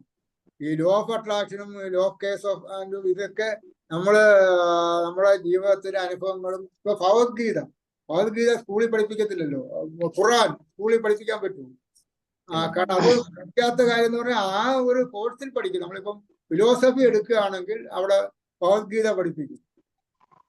പക്ഷെ അവര് വിഷയമായിട്ട് അവിടെ പഠിപ്പിക്കാൻ പറ്റത്തില്ല. ആ വിഷയം എടുത്ത്, അതായത് ഫിലോസഫി എടുത്ത് +2-നോ പിന്നെ ഡിഗ്രിക്കോ ഒക്കെ പോകുന്നവർക്ക് അവിടെ എല്ലാ മതങ്ങളുടെയും ഫിലോസഫി പഠിപ്പിക്കും. അല്ലാതെ 2ാം ക്ലാസ് ഇല്ലെങ്കിൽ 10ാം ക്ലാസ്സിൽ ആ സബ്ജക്റ്റ് അല്ല പഠിപ്പിക്കേണ്ടത്. അവർക്ക് അത് ആ ഒരു ഇതിനകത്ത് വരുന്നതല്ല. അത് നമ്മൾ തെളിയിക്കപ്പെട്ട, ശാസ്ത്രീയമായി തെളിയിക്കപ്പെട്ട കാര്യങ്ങളാണ് സ്കൂളിൽ പഠിപ്പിക്കുന്നത്. മനസ്സിലായി. പക്ഷെ നമുക്ക് ആ വെൽത്ത് ക്രിയേഷന്റെ കാര്യങ്ങൾ ചെയ്തൂടെ? വെൽത്തിനെ കുറിച്ച് കുറച്ചുകൂടെ അത് അവര് ഇതിനകത്ത് പഠിപ്പിക്കുന്നുണ്ട്. അതും ഈ 10ാം ക്ലാസ് നമ്മുടെ വിദ്യാഭ്യാസ സമ്പ്രദായം എന്ന് പറഞ്ഞാൽ യഥാർത്ഥത്തിൽ സ്കൂളിൽ പഠിപ്പിക്കുന്നത് അല്ല പലപ്പോഴും ആവശ്യം ജീവിതത്തില്. ഇപ്പൊ ഞാൻ ഉദാഹരണം +1 +2-ന് കമ്പ്യൂട്ടർ സിലബസ് ഉണ്ട്. ഈ സിലബസിനകത്തുള്ള സംഗതി അല്ല ഇപ്പൊ അതിനേക്കാൾ മാറി AI വന്നുപോയി. അതെ. അപ്പൊ അവിടെ പഠിപ്പിക്കുന്ന കാര്യങ്ങൾക്ക് പ്രസക്തി ഇല്ല. അവിടെ കൊണ്ടുവരുന്ന കീയും ഒക്കെ കൊണ്ടുവന്നാൽ ഇവിടെ വർക്ക് ചെയ്യത്തില്ല. കാരണം അവൻ പഠിച്ചിട്ട് ഇറങ്ങുന്നത് ഒന്ന്, ഇവിടെ വന്നപ്പോഴത്തേക്ക് ആ വിഷയമേ മാറിപ്പോയി. അതിന് അപ്പുറത്ത് കാഴ്ചയായി, അതിനപ്പുറത്തുള്ള കണ്ടുപിടുത്തങ്ങളായി, അതിനപ്പുറത്തെ സിസ്റ്റം വളർന്നുപോയി, ഈ ടെക്നോളജി വളർന്നുപോയി എന്ന് പറഞ്ഞ പോലെ ഇത് ആ നിലയിലാണ് മാറുന്നത്. എന്ന് പറഞ്ഞ പോലെ ഈ ഫിനാൻസിന്റെ കാര്യത്തില് ഫിനാൻസ് കൊമേഴ്സുകാരെ പഠിപ്പിക്കുന്നുണ്ട്. ഞാൻ കൊമേഴ്സ് അല്ല, ഞാൻ കെമിസ്ട്രിയാണ് എടുത്തത്. അത് കഴിഞ്ഞിട്ട് സോഷ്യോളജിയൊക്കെയാണ് MA എടുത്തത്. പിന്നെ അത് കഴിഞ്ഞ് പത്രപ്രവർത്തനം, ജേർണലിസം ആൻഡ് പബ്ലിക് റിലേഷൻസ് പഠിച്ചിരുന്നു. അപ്പൊ അങ്ങനെയൊക്കെ ഉള്ള സബ്ജക്റ്റുകൾക്കൊന്നും ഈ ധനം വരുന്നില്ല. ധനം പഠിപ്പിക്കുക അതിന് ബേസിക് അല്ല വരുന്നത്. അതിന് ഈ 10ാം ക്ലാസ് വരെ അതിന് വിദ്യാഭ്യാസത്തിന് വിദഗ്ധരെ ഉണ്ടാക്കിയ ഒരു നിയമമുണ്ട്. അതായത് അടിസ്ഥാനപരമായ കുറെ കാര്യങ്ങൾ നമ്മുടെ ജീവിതത്തിൽ എങ്ങനെ നേരിടണം, പൊതുകാര്യങ്ങൾ വായിക്കാൻ, മനസ്സിലാക്കാൻ, കണക്ക് കൂട്ടാൻ, ഇതൊക്കെയാണ് അടിസ്ഥാനമായ ശാസ്ത്രം. ഇതൊക്കെയാണ് 10ാം ക്ലാസ് വരെ പറയുന്നത്. അത് കഴിഞ്ഞിട്ട് ധനമൊക്കെ വേണമെങ്കിൽ അത് കഴിഞ്ഞിട്ട് നിങ്ങൾ കൊമേഴ്സ് എടുക്കണം, അത് കഴിഞ്ഞിട്ട് MBA എടുക്കണം. അങ്ങനെയുള്ള സംഗതിക്കകത്തൊക്കെ ചില അവർ പഠിപ്പിക്കുന്നുണ്ടല്ലോ. പഠിപ്പിക്കുന്നില്ല എന്നൊക്കെ പറയുന്നത് വെറുതെയാണ്. അത് അതിന്റെ സ്പെഷ്യലിസ്റ്റ് എടുത്ത ആൾക്കാർ അത് പഠിച്ചാൽ മതി. അതിനുവേണ്ടി പോകുന്നല്ല 10ാം ക്ലാസ്സുകാരൻ ഇപ്പൊ ഈ ധനാകർഷണവും ഈ ധനത്തിന്റെ കാര്യങ്ങൾ പഠിച്ചിട്ട് അത് അവന് പെട്ടെന്ന് ഉൾക്കൊള്ളാൻ പറ്റത്തില്ല. അവൻ പഠിപ്പിക്കുന്നതിന് ആ സിലബസ് അത്രയല്ലേ ഉള്ളൂ. 10ാം ക്ലാസ്സിലെ സിലബസ് എന്ന് പറഞ്ഞാൽ ഒരു പുസ്തകത്തിനകത്ത് വരുന്ന അത്രയും പാഠങ്ങളെല്ലാം ഉള്ളൂ. ആ 10ാം ക്ലാസ്സുകാരൻ എന്ന് പറഞ്ഞാൽ 14 വയസ്സുള്ളവന്റെ മണ്ടയ്ക്ക് കയറ്റുന്നതല്ലേ, അവൻ തലയിൽ കയറ്റാൻ പറ്റുന്നതല്ലേ കയറാൻ നോക്കും. അതുകൊണ്ടാണ് ഇത് നമ്മൾ പലപ്പോഴും പറയുമ്പോൾ കുറ്റം പറയും. അത് പഠിപ്പിക്കാത്തത്, ഭഗവത്ഗീത 10ാം ക്ലാസ്സിൽ പഠിപ്പിക്കാത്തത്, ഖുർആൻ പഠിപ്പിക്കാത്തത്, ഇല്ലെങ്കിൽ ബൈബിള് പഠിപ്പിക്കാത്തത്. ഓരോരുത്തരുടെ വിശ്വാസം അനുസരിച്ച് നമ്മൾ എന്റെ വീഡിയോ എടുപ്പോഴും പലപ്പോഴും ഒരുപാട് കമന്റ് വന്നിട്ടുണ്ട്. ഈ ചാണക്യനൊക്കെ പിന്നെ സ്കൂളിൽ കുട്ടികളെ പഠിപ്പിക്കണമെന്ന് പറയും. പക്ഷെ അതിന്റെ പ്രസക്തി ഇതാണ്. അതിനൊക്കെ ശാസ്ത്രീയമായിട്ട് ഓരോരോ വിദ്യാഭ്യാസ നയങ്ങളിലുള്ള ചില കാര്യങ്ങളുണ്ട്. ഇനി ആർക്കെങ്കിലും എന്തെങ്കിലും ചോദിക്കാനുണ്ടോ? ഈ പറഞ്ഞ കാര്യങ്ങളിൽ ഞാൻ പറഞ്ഞതിന് വ്യത്യസ്തമായ അഭിപ്രായങ്ങൾ ഉണ്ടെങ്കിൽ പറയാം. സാർ, ഈ പവർ ഓഫ് നോഡ് എല്ലാം ക്ലാസ് ഇന്നുകൊണ്ട് തീരുവാണോ അല്ലെങ്കിൽ കണ്ടിന്യൂഷൻ ഉണ്ടോ? അല്ലല്ല, 10 ദിവസം ഉണ്ട്. നമ്മൾ 10 ക്ലാസ് എടുക്കും. അല്ലല്ലോ സാർ, പവർ ഓഫ് നോ.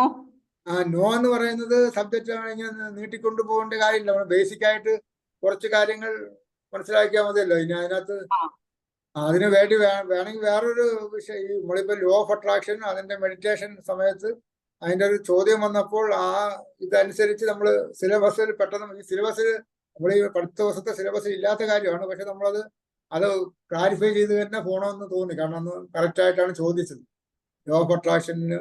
അപ്പൊ അതുകൊണ്ട് ഞാൻ ഈ കാര്യങ്ങൾ പഠിച്ച് അവതരിപ്പിക്കുന്നുള്ളൂ. അതുകൊണ്ട് തന്നെ ഈ നോ എന്നുള്ളത് ഇനി വേറെ ദിവസം പഠിപ്പിക്കാനുള്ള വിഷയം ഇല്ല അതിനകത്ത്. കാരണം ആൾക്കാർക്ക് അതിന്റെ കറക്റ്റ് കാര്യങ്ങൾ മനസ്സിലായി എന്നാണ് ഞാൻ വിശ്വസിക്കുന്നത്.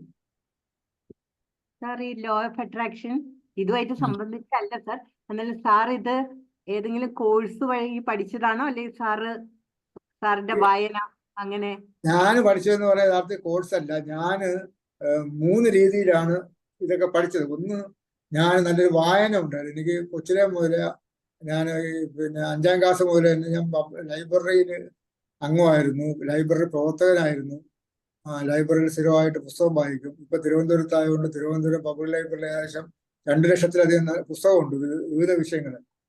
അപ്പൊ അതുകൊണ്ട് എനിക്ക് അത് 100 വർഷം കഴിഞ്ഞ ശ്രീ നാൾ തുടങ്ങിയാന്ന് തോന്നുന്നു. 100 വർഷത്തിൽ അധികമായ ലൈബ്രറിയാണ്. അപ്പൊ അങ്ങനെ എനിക്ക് പുസ്തകം വായനയാണ് ഒന്നാമത്. രണ്ടാമത്തെ കാര്യം എന്ന് പറഞ്ഞാൽ നമ്മൾ പ്രോഗ്രാം നടത്തി തന്നെ ഞാൻ കുറെ കാര്യങ്ങൾ പഠിച്ചു. പിന്നെ നമ്മൾ വീഡിയോ ചെയ്യാൻ വേണ്ടി യൂട്യൂബിൽ വീഡിയോ ചെയ്യാൻ വേണ്ടി കുറെ കാര്യങ്ങൾ പഠിച്ചു. അങ്ങനെ പല ആൾക്കാരിൽ നിന്നും പിന്നെ നമ്മൾ ഇതിനകത്ത് തന്നെ കുറെ ആൾക്കാർ കോഴ്സുകളൊക്കെ അറ്റൻഡ് ചെയ്യുക, അങ്ങനെയൊക്കെ പഠിച്ചാണ്. നമ്മൾ തന്നെ ഒരുപാട് കോഴ്സുകൾ മണി ടെക് മീഡിയ തന്നെ ഏകദേശം മൊത്തം 94 കോഴ്സുകൾ നടത്തിയിട്ടുണ്ട്. അതിനകത്ത് ലോ ഓഫ് അട്രാക്ഷനുമായിട്ട് ബന്ധപ്പെട്ട് വിവിധ ആൾക്കാർ, ഞാൻ മാത്രമല്ല വിവിധ ആൾക്കാർ, വിവിധ മെന്റർമാര് നടത്തി. പിന്നെ മാം തന്നെ ഒരു 1-2 പങ്കെടുത്തിട്ടുണ്ടെന്ന് എനിക്ക് തോന്നുന്നു അല്ലെ? 2-3 പങ്കെടുത്തിട്ടുണ്ട്. അപ്പൊ അങ്ങനെയുള്ള ഒരുപാട് ആൾക്കാരിൽ നിന്ന് എനിക്ക് ഈ കോഴ്സ് നടത്തി കൊണ്ട് വിവിധ ആൾക്കാരെ, വിവിധ കാറ്റഗറിയിലുള്ള ആൾക്കാരെ കൊണ്ട് നമ്മൾ കോഴ്സ് നടത്തുന്നതിൽ തന്നെ എനിക്ക് ഒരുപാട് അറിവ് കിട്ടാൻ സാധിച്ചു. ഈ കോഴ്സ് നടത്തുന്നത് കൊണ്ട് അങ്ങനെ ഒരു നേട്ടങ്ങളുണ്ട്. ഒരുപാട് പേരുടെ അഭിപ്രായങ്ങൾ, ഒരുപാട് പേരുടെ കാര്യങ്ങളൊക്കെ മനസ്സിലാവും. ഇത് ഞാൻ പുസ്തകം വാങ്ങിച്ച് വായിച്ചതാണ് ഈ നോ. Thank you sir.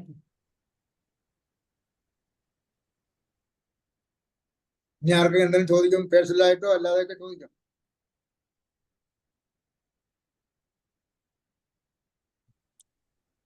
ആർക്കും ചോദ്യം ഇനി ഇല്ലെന്ന് തോന്നുന്നു. അപ്പൊ രാത്രി 9:50 9:51 അപ്പൊ എന്തായാലും ഉറങ്ങാനൊക്കെ സമയമായി. നമ്മൾ നേരത്തെ കിടന്ന് ഉറങ്ങണം. 10 മണി 10:10 ആകുമ്പോൾ ഉറങ്ങിയാലേ രാവിലെ ഒരു 4-5 മണിക്കെങ്കിലും എഴുന്നേക്കാൻ പറ്റും. ഇല്ലെങ്കിൽ താമസിച്ചു. അപ്പൊ എല്ലാവർക്കും നല്ലൊരു ശുഭരാത്രി നേരുന്നു. എല്ലാവർക്കും good night. Good night sir.